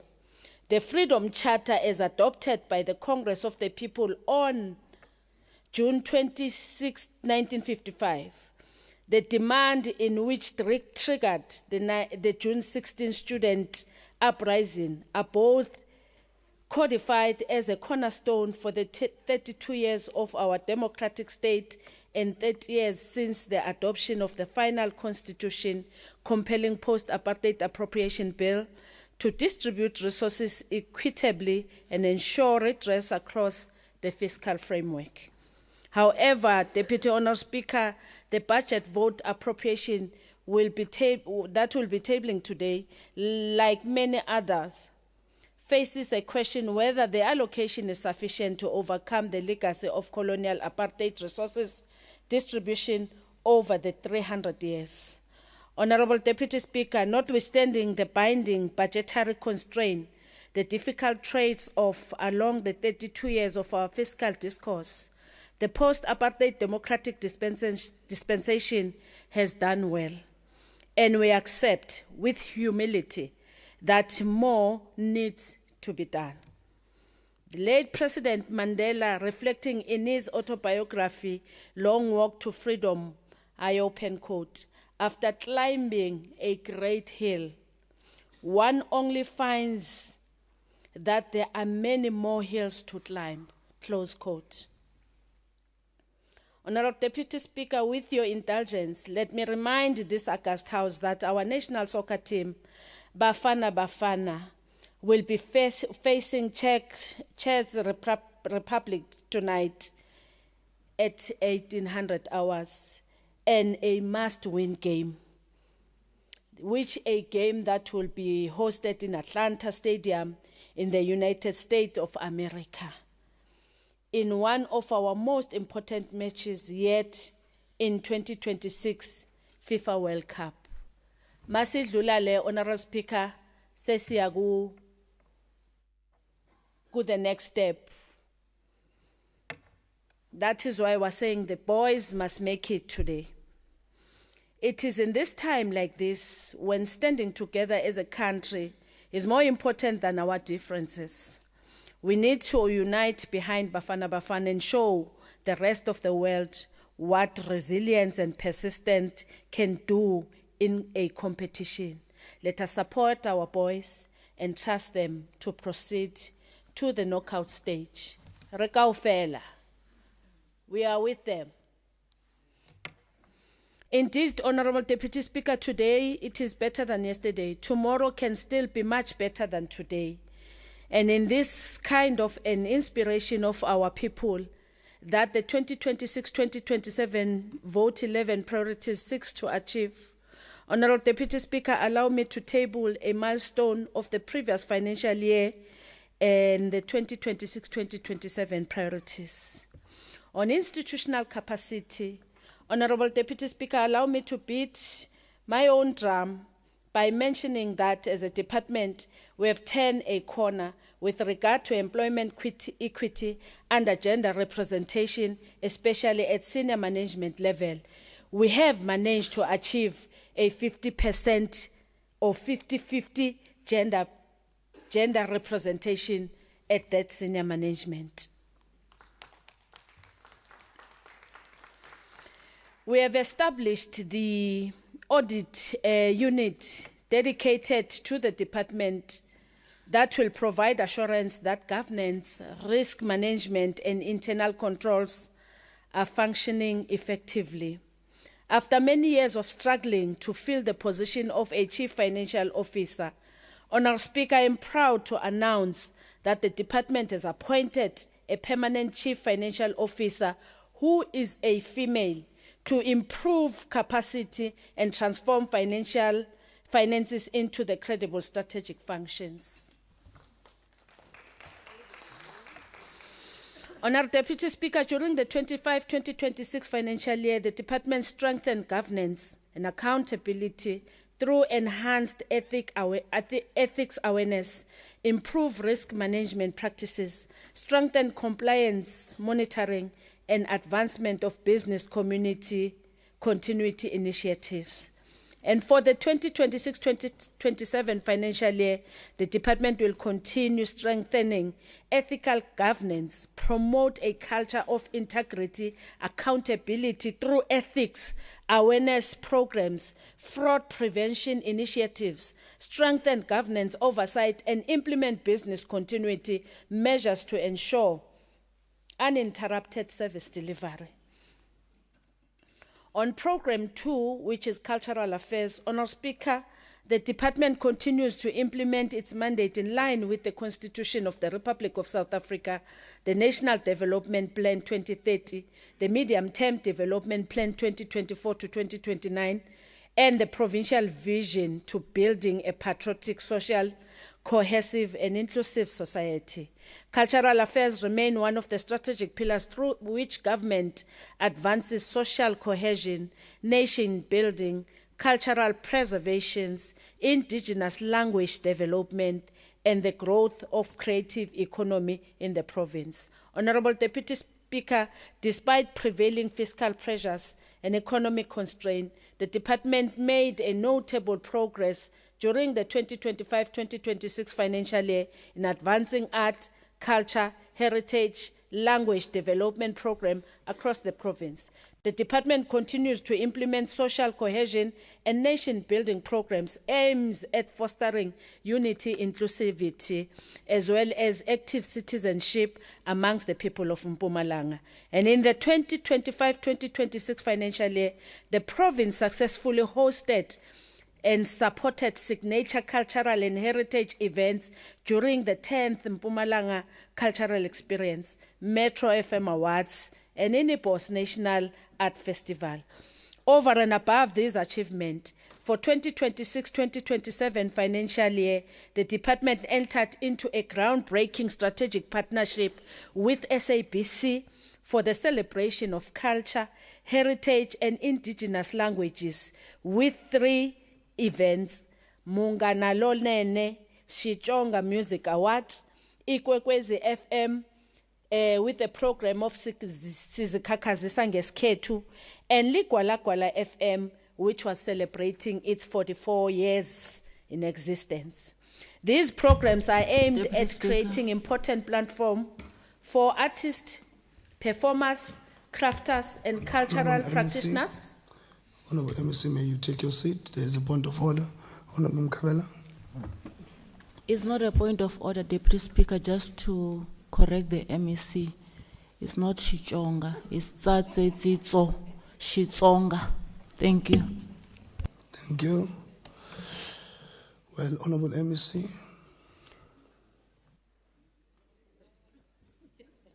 Shitsonga. Shitsonga. Shitsonga. Thank you, Honorable Mkhabela. Thank you. These programs aims at creating important platform for artists, performers, crafters, and cultural practitioners, while simultaneously stimulating tourism, township economies, and local economic participation.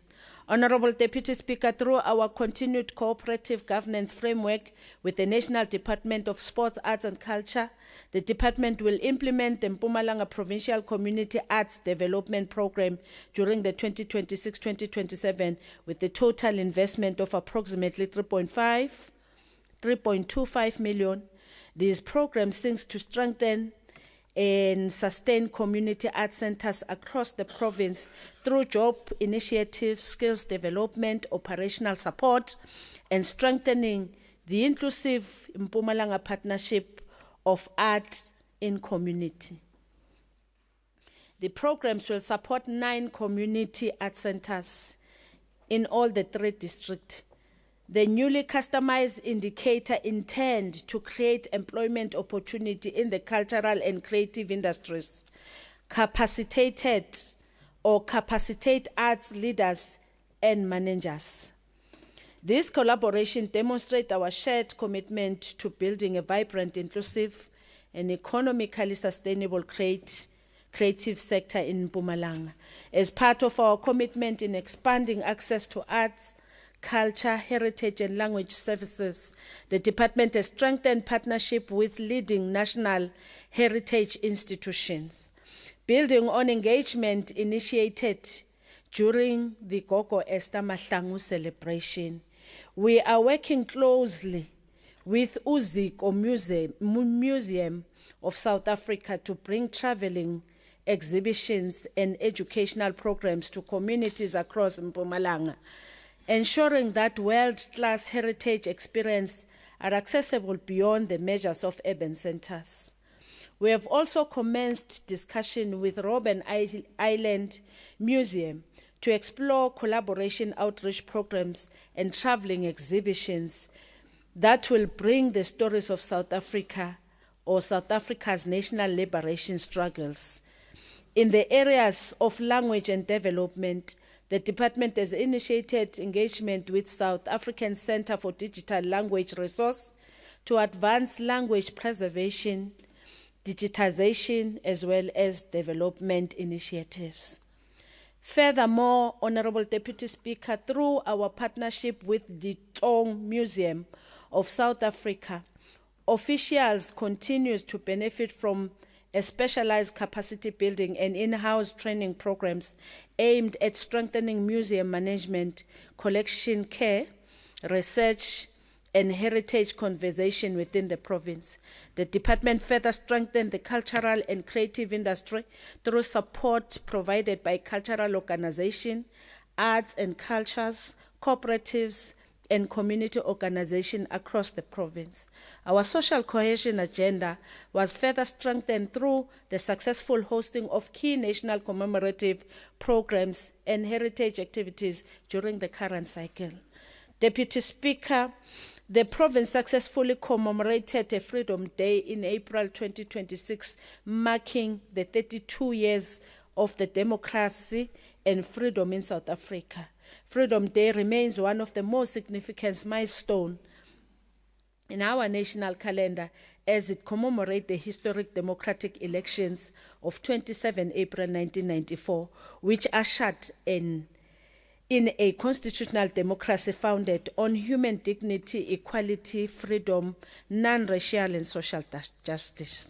In the beginning of 2026-2027, the province, in partnership with the National Department of Sports, Arts and Culture, hosted the 33rd Chris Hani commemoration in honor of one of Africa's most respected liberation leader and revolutionaries. Chris Hani dedicated his life to the struggle of justice, equality, and freedom, and remains an enduring symbol of patriotism, courage, and a servant's leadership. The commemoration preserved his legacy while inspiring young people to embrace ethical leadership, active citizenship, and commitment to building a democratic and an inclusive South Africa. Honorable Deputy Speaker, the department will continue to develop, promote, and preserve living culture and heritage programs through the support of traditional cultural events. In addition, in honor of the two fallen kings of Amandebele, King Slamba, affectionately known as Komjegejege, and King Nyabela, affectionately known as Ekholweni, cultural event. It also gives access to young maidens to participate in Umkhosi Womhlanga noMkhosi Wemhlanga that is held in KwaZulu-Natal and also in the Kingdom of Eswatini. In the 2026-2025 financial year, the department created different platforms to create a market for our creative artists in the three major malls in the province. That was Ilanga Mall, Secunda Mall, as well as Highveld Mall. The 90 artworks were showcased at G20 at Kruger Park, as well as National G20. We got positive feedback from our stakeholders that we fit in the green economy because we had a recycling products. In the 2026-2027 financial year, 5 crafters from different regions curated in partnership with the Department of Trade and Industry to assist with overseas exports market. These crafters exhibited their product during the 2026 Comrade Marathon in Durban. Another sizable number of crafters will be exhibiting at Inebos National Festival that is coming in the first week of July. Through the expanded public works program, the department plans to create 46 work opportunities linked with primarily to art and cultural programs. Honorable Deputy Speaker, the department continues to preserve and promote our rich heritage through museum, commemorative programs, as well as heritage tourism initiatives. Museum across the province continues to attract visitors, learners, and researchers, combining and contributing a meaningful towards heritage education, social cohesion, as well as tourism promotion. The department continues to roll out maintenance and renovation programs to provincial and local museums to broaden accessibility. The museum includes Pilgrim Rest, Leitenberg Museum in Barberton, and Mashishini, Ehlanzeni region, Nomoya Masilela Museum in Bethal, Gertsbande, and Museum in Khotwane Cultural Village in Kangala region. As part of the preserving and promoting the liberation heritage of our province, the department is supporting an initiative in the historic location of Solmkizeville, formerly known as Driefontein, in Mkondo local municipality, linked to a historic artifact in a form of a formal suit which once belonged to the former President Nelson Mandela. The formal suit will be displayed in a public viewing beyond the preservation of the artifact and the story behind it.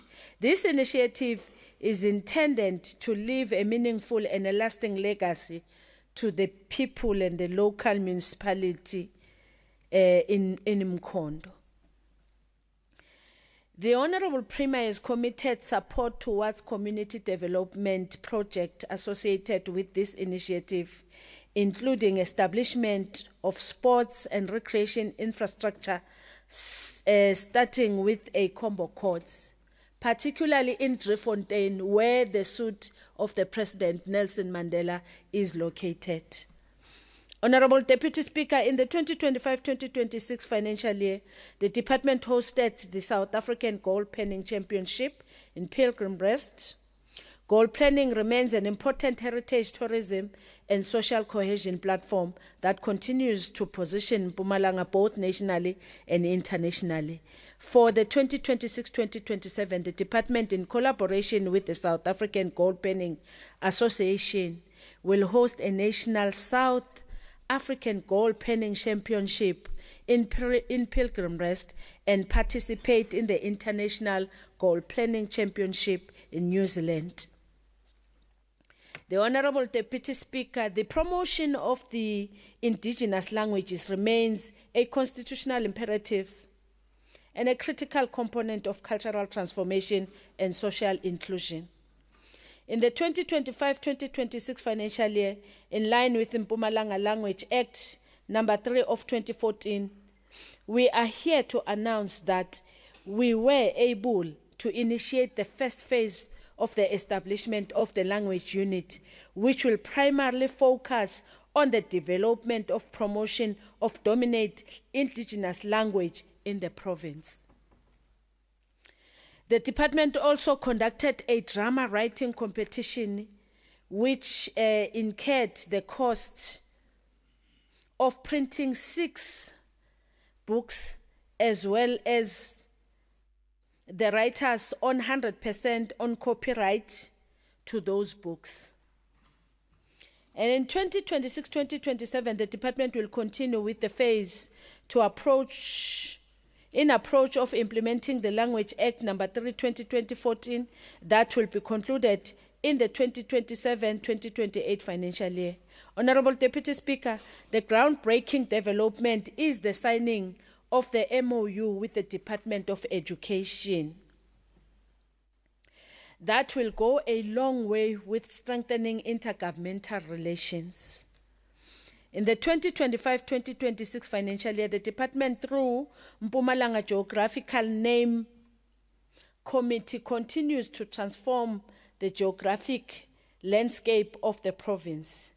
To this end, 6 standardized geographical features, namely Manquzi, Egulindeni, and Entlaba, in Chief Albert Lituli local municipality.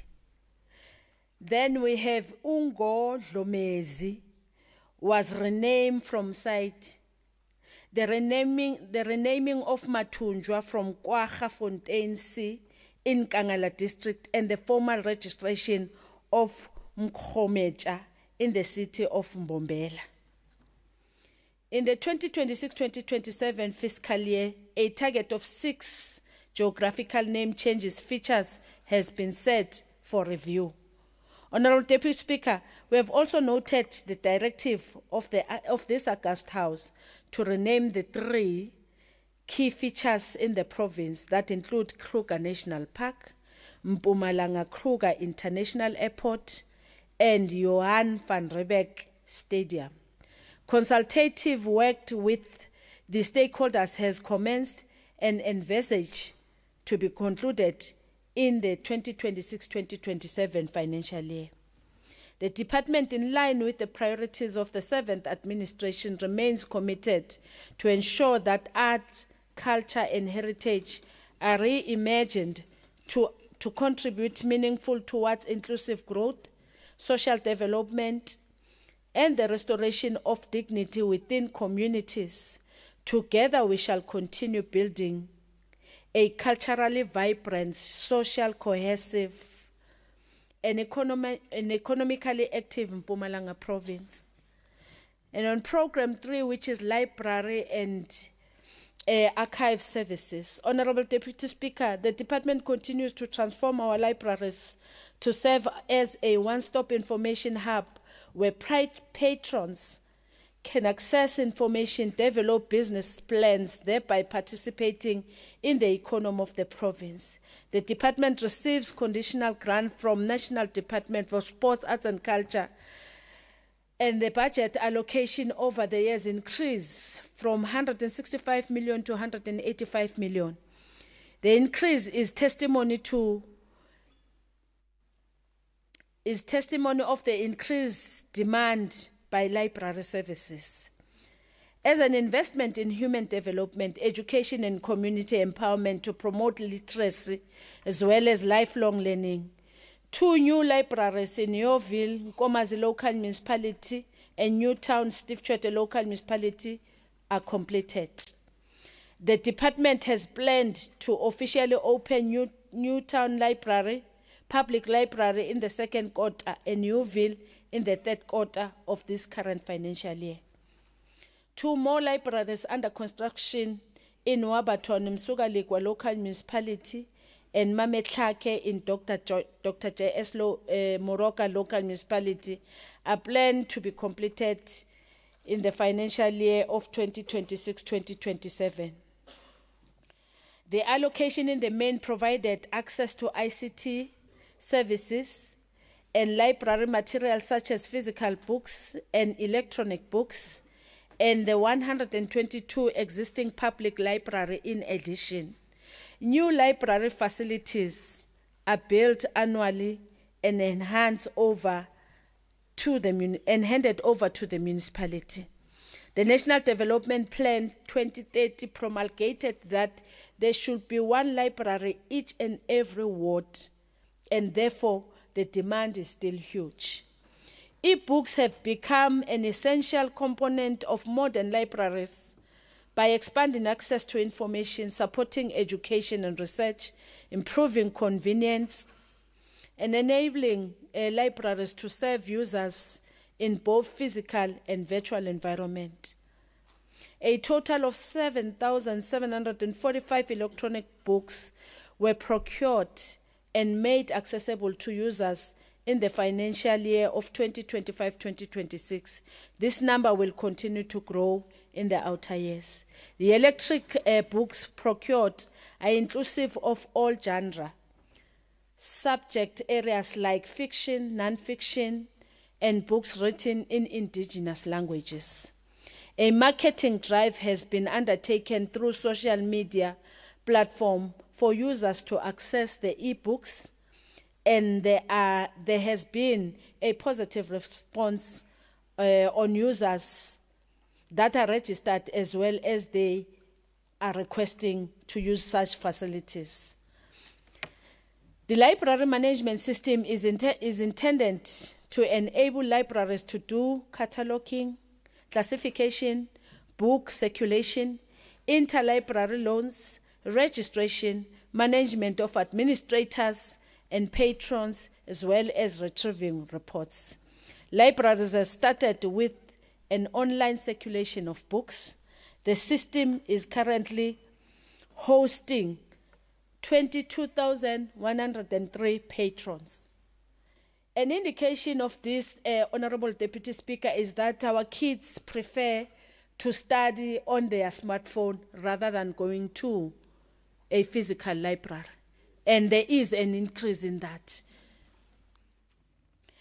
The department has made provision of 6 mobile library library buses in the 2024-2025 financial year and are currently serving to far-fetched rural areas and farms settlement where there is no library infrastructure.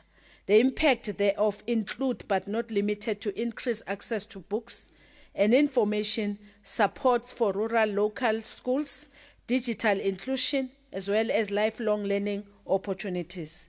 These mobile library buses gives access to free internet and Wi-Fi, as well as physical and electronic books. Working together with South African Library for the Blind, the department has established a mini-LIBS in selected libraries in the province. Through this project, more than 625 active members can now read independently, utilizing the assist device available in the libraries. 39 libraries offered services to the blind and partially sighted in the 2025-2026 financial year.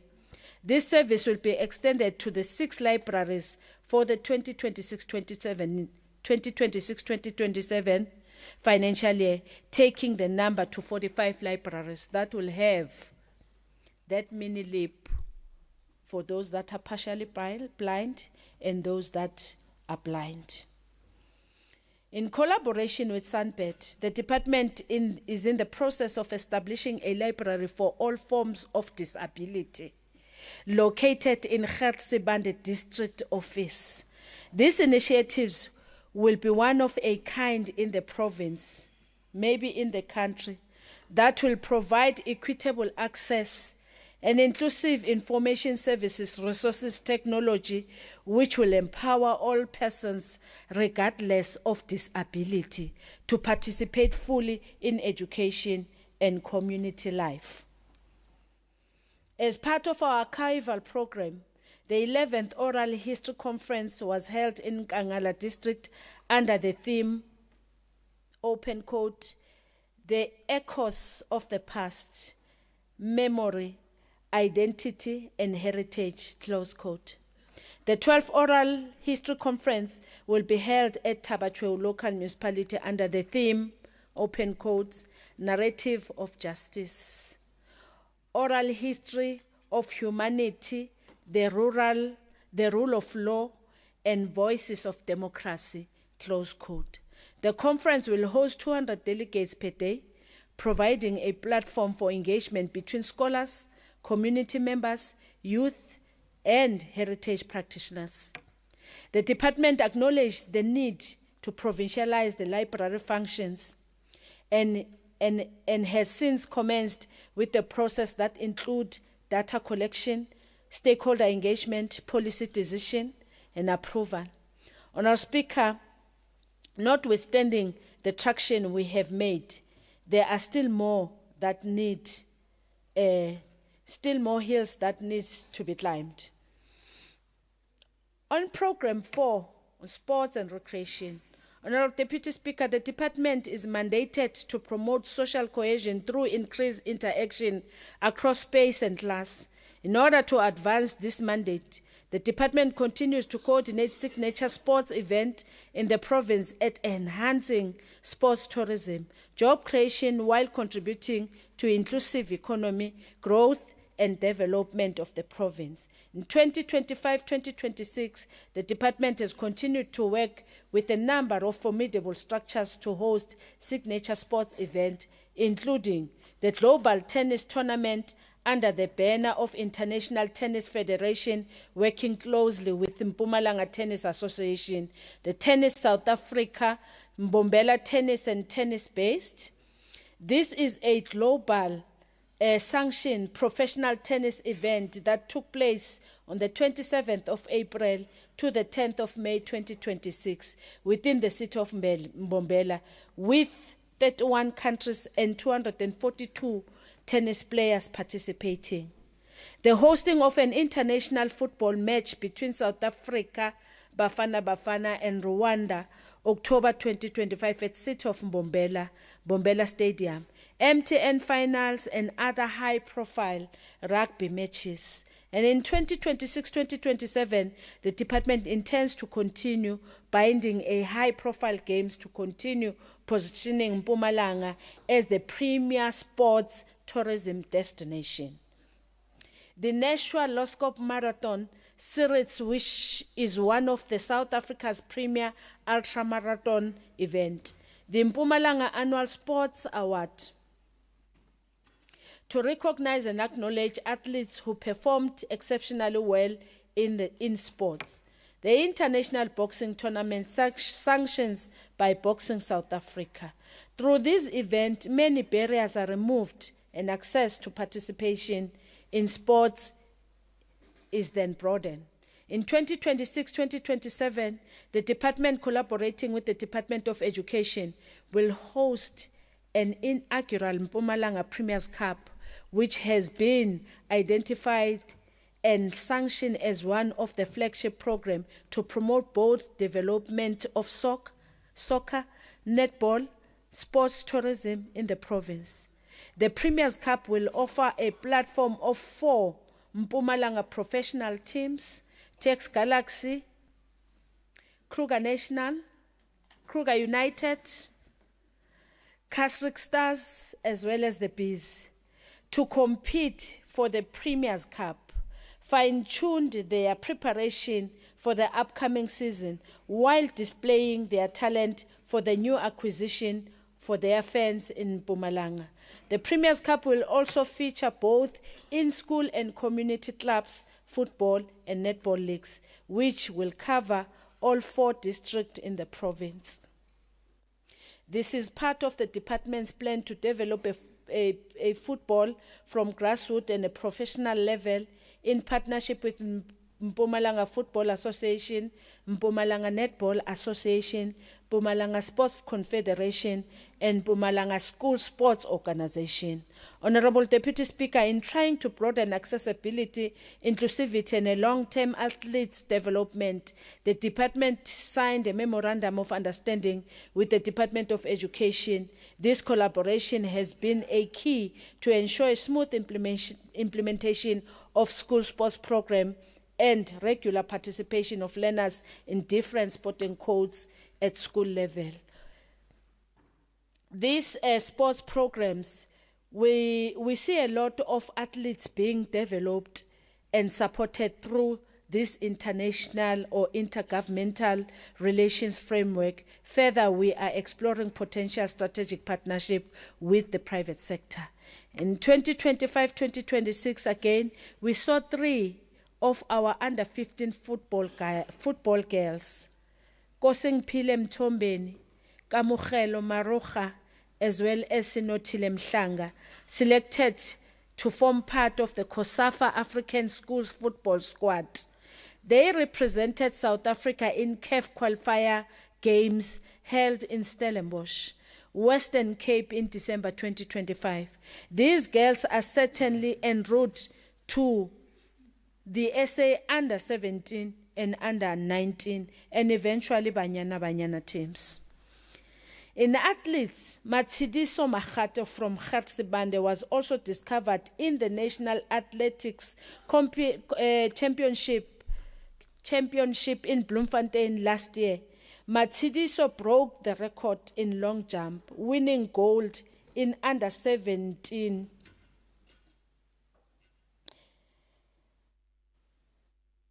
17.1 meters, winning a silver medal. She represented South Africa in a Confederation of South African Athletics under 18 and 20 championship in Abuakuta. Hey, Nigerian language. Abuakuta in Nigeria, winning a silver long jump under 20, bronze in 100 meters, and under 20 and silver medal in relay. Honorable Deputy Speaker, this bears testament that those who are in school and through school sports program, the department continues to demonstrate its commitment in fostering holistic athletic development approaches and systems that will enable more focus on identification, development, and program, as well as progression of the youth participation in sports. Honorable Deputy Speaker, in the 2026-2027, the department will support 24 school sports program, which will oversee 8,000 learners participating in different sporting codes. A total of 530 learners will be targeted to be selected to represent a province in autumn, winter, and summer national sports championship game. A total of 60 clubs from different sporting codes will be supported to participate at district, provincial, and national competition to enable and empower athletes to excel in sports. Boxing has been a male-dominant sport. However, the department is proud to announce the hosting of Women Boxing Bout, which will happen annually. In an encouraging active participation, the department will continue to participate in the annual essay walk, which will happen in all 9 provinces. In promoting our culture and heritage games, the department will also host a provincial indigenous games, which are culmination of a local and a district games. Honorable Deputy Speaker, in 2026-2027, the department will continue to support community-based structures that advance sports and tourism in the province, including imizamo yabagibeli, grassroots community horse race in Mkondo, the Mpumalanga Golf Association, as well as Mpumalanga Cycling Tour and Shalom Marathon Club. In the 2026-2027 financial year, the department plans to support 200 schools, 25 hubs, as well as 60 clubs with equipment and sport attires, and 22 leagues, which are local leagues that are at the district level that would be supported.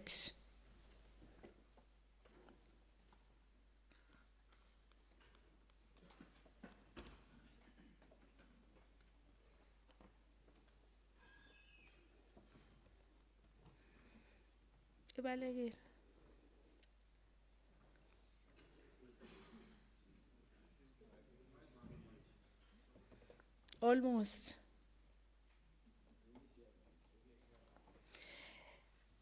On infrastructure, Honourable Speaker, Deputy Speaker, the key strategic priorities for department remains expanding investment on infrastructure development and aligning with long-term global platform and opportunities for the youth of the province.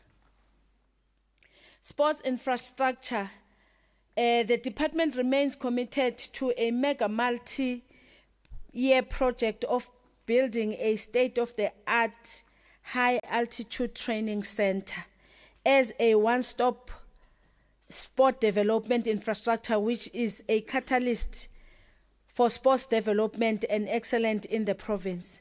The current financial year, the department will ensure that phase 1 that deals with off-site supports infrastructure such as bulk service is realized.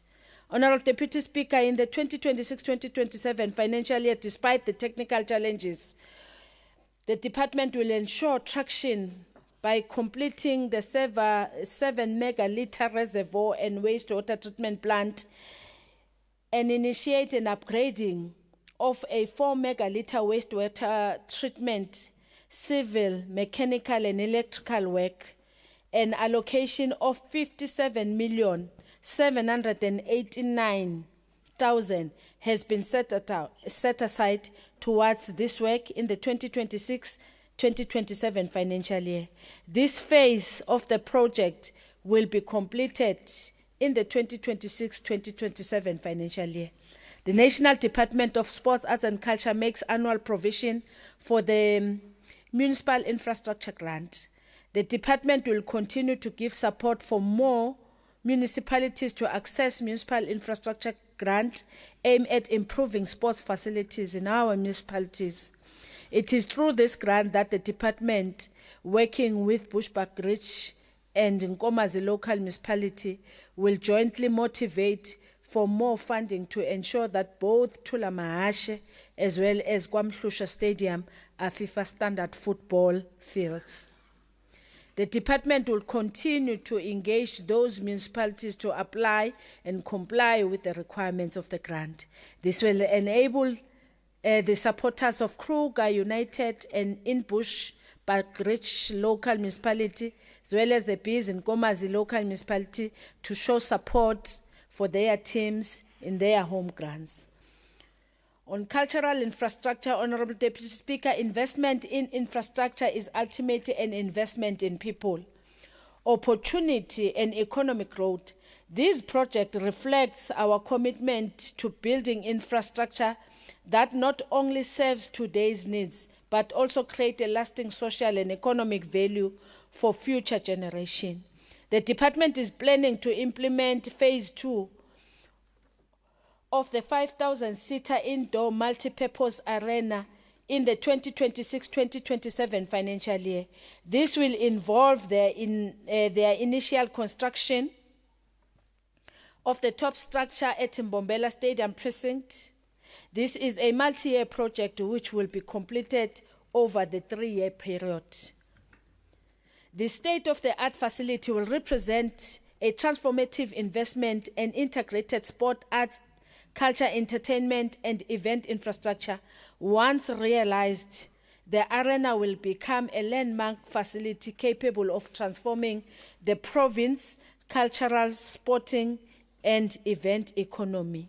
On library infrastructure, the department is mandated to provide a library infrastructure in the province which will address the lack and/or inadequate library facilities in a systematic and a planned manner. This has been in line with the strategic objective of creating a culture of learning to empower people to make informed decisions.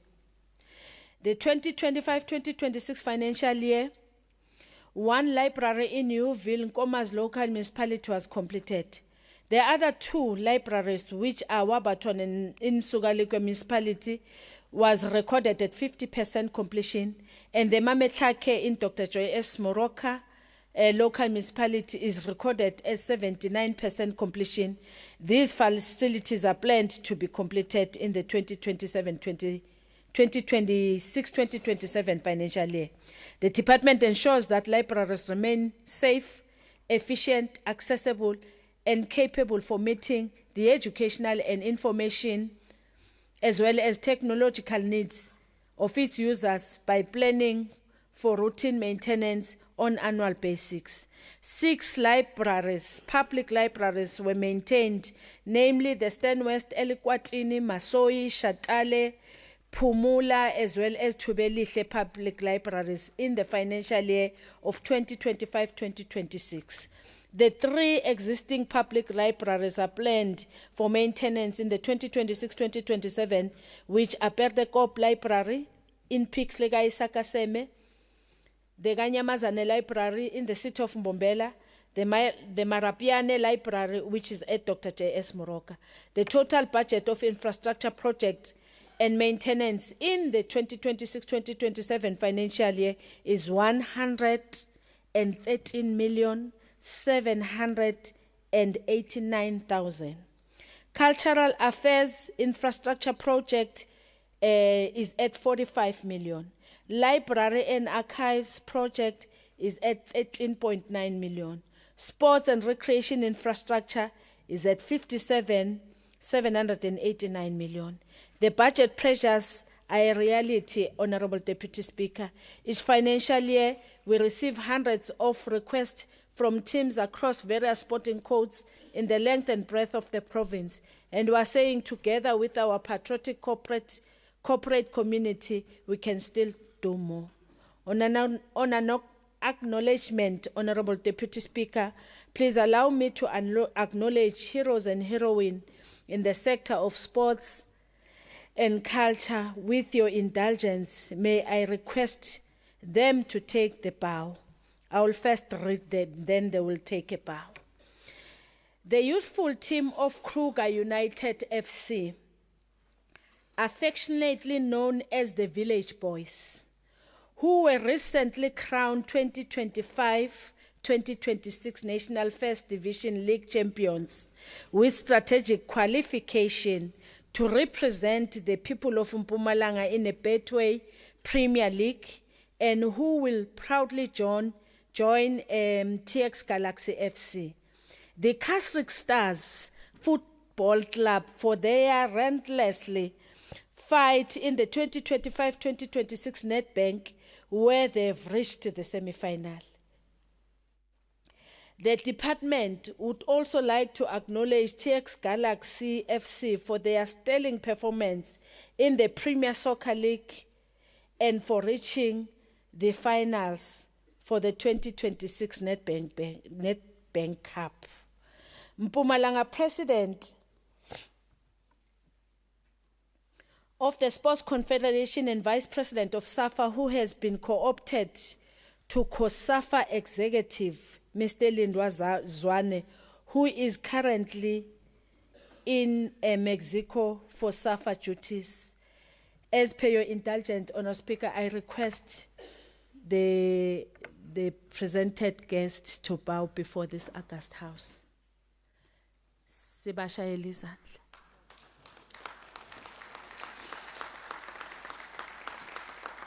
Rise, Canning would be rise. Vana va le kaya. Our Speaker, I would also like to congratulate one of our own, all the way from Malelane and Nkomazi local municipality, Mr. George Kuche, who have won the 2026 Comrade Marathon, which took place on Saturday in June 14. He was unable to attend due to short notice. The Air-Link Pumas for successfully defending their title status by winning the 2026 SA Rugby Cup Championship. They are the first team in the country to win SA Cup back-to-back. The representatives of Pumas were here earlier this morning, but they had to leave because of other commitment. Miss Mpumalanga 2026, Masibulele Mdebele, and the newly crowned Mr. Mpumalanga Nkosi Khona Roro, coincidentally, Honorable Deputy Speaker, both of these beautiful young lady and a young gentleman come from Govan Mbeki local municipality.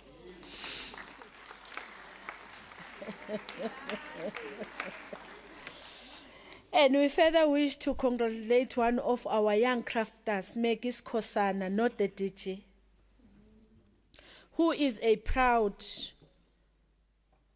and a product of a cooperative that was trained and supported by the department. She is currently in Mexico, Honorable Deputy Speaker, as one of the exhibitors who have been nominated by the Minister Mackenzie, in support of Bafana Bafana in the 2026 FIFA World Cup.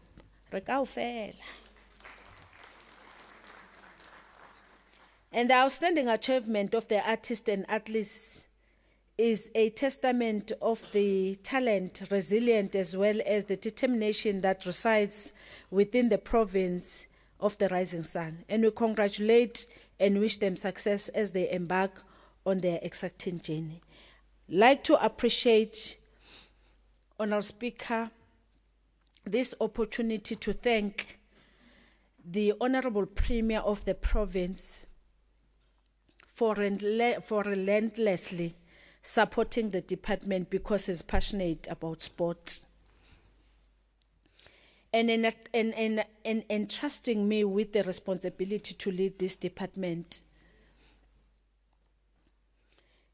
His visionary in ensuring that there is development of sport in the province. We truly appreciate it, to the Honourable Premier in absentia. And let me thank the Portfolio Committee for Culture, Sports and Recreation, which is led by Honourable Hrobla, to the dedicated and guidance on the oversight role.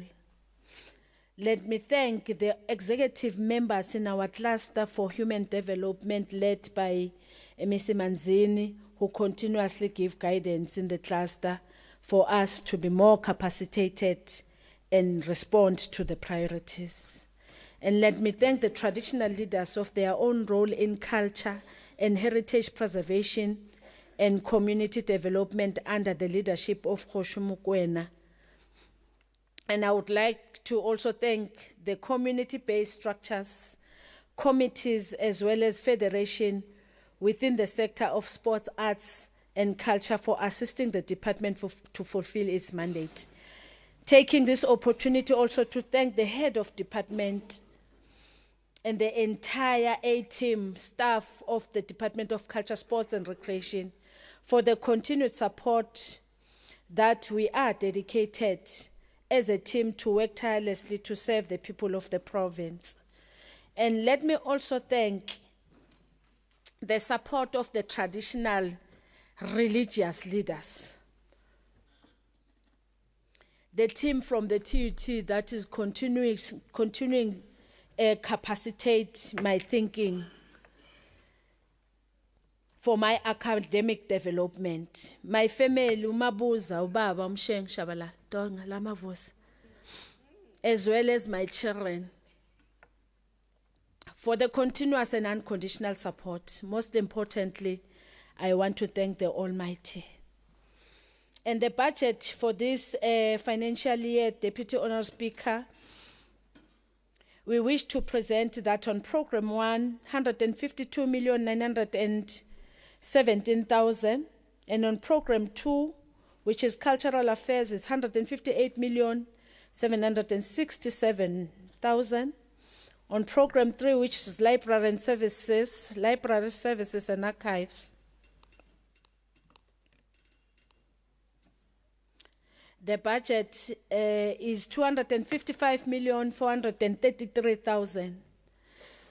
And on Program 4, Sports and Recreation, the budget is 186,256,000. The total budget for the Department of Culture, Sports and Recreation for 2026-2027 is 721,373,000. Honorable Deputy Speaker, despite immense self-delivered progress we have made since 1994, I wish to reiterate that once more, that there are still many more hills to climb to completely dismantle the colonial apartheid socio-economic harm and effects of more than 300 years. Ke a leboga, siyabonga, siyathokoza, Honour Speaker.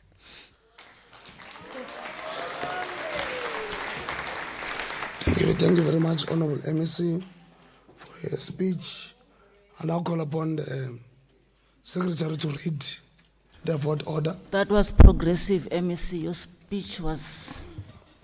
Order number 4, consideration of a report of the Portfolio Committee on Culture, Sports and Recreation on Vote 11, Department of Culture, Sports and Recreation. I now call upon the Chairperson of the Portfolio Committee on Culture, Sports and Recreation, Honorable Bekrobla, to table the report. MECs must learn from Honorable MEC Mabuza. The speech is not 100 pages. It's spot on.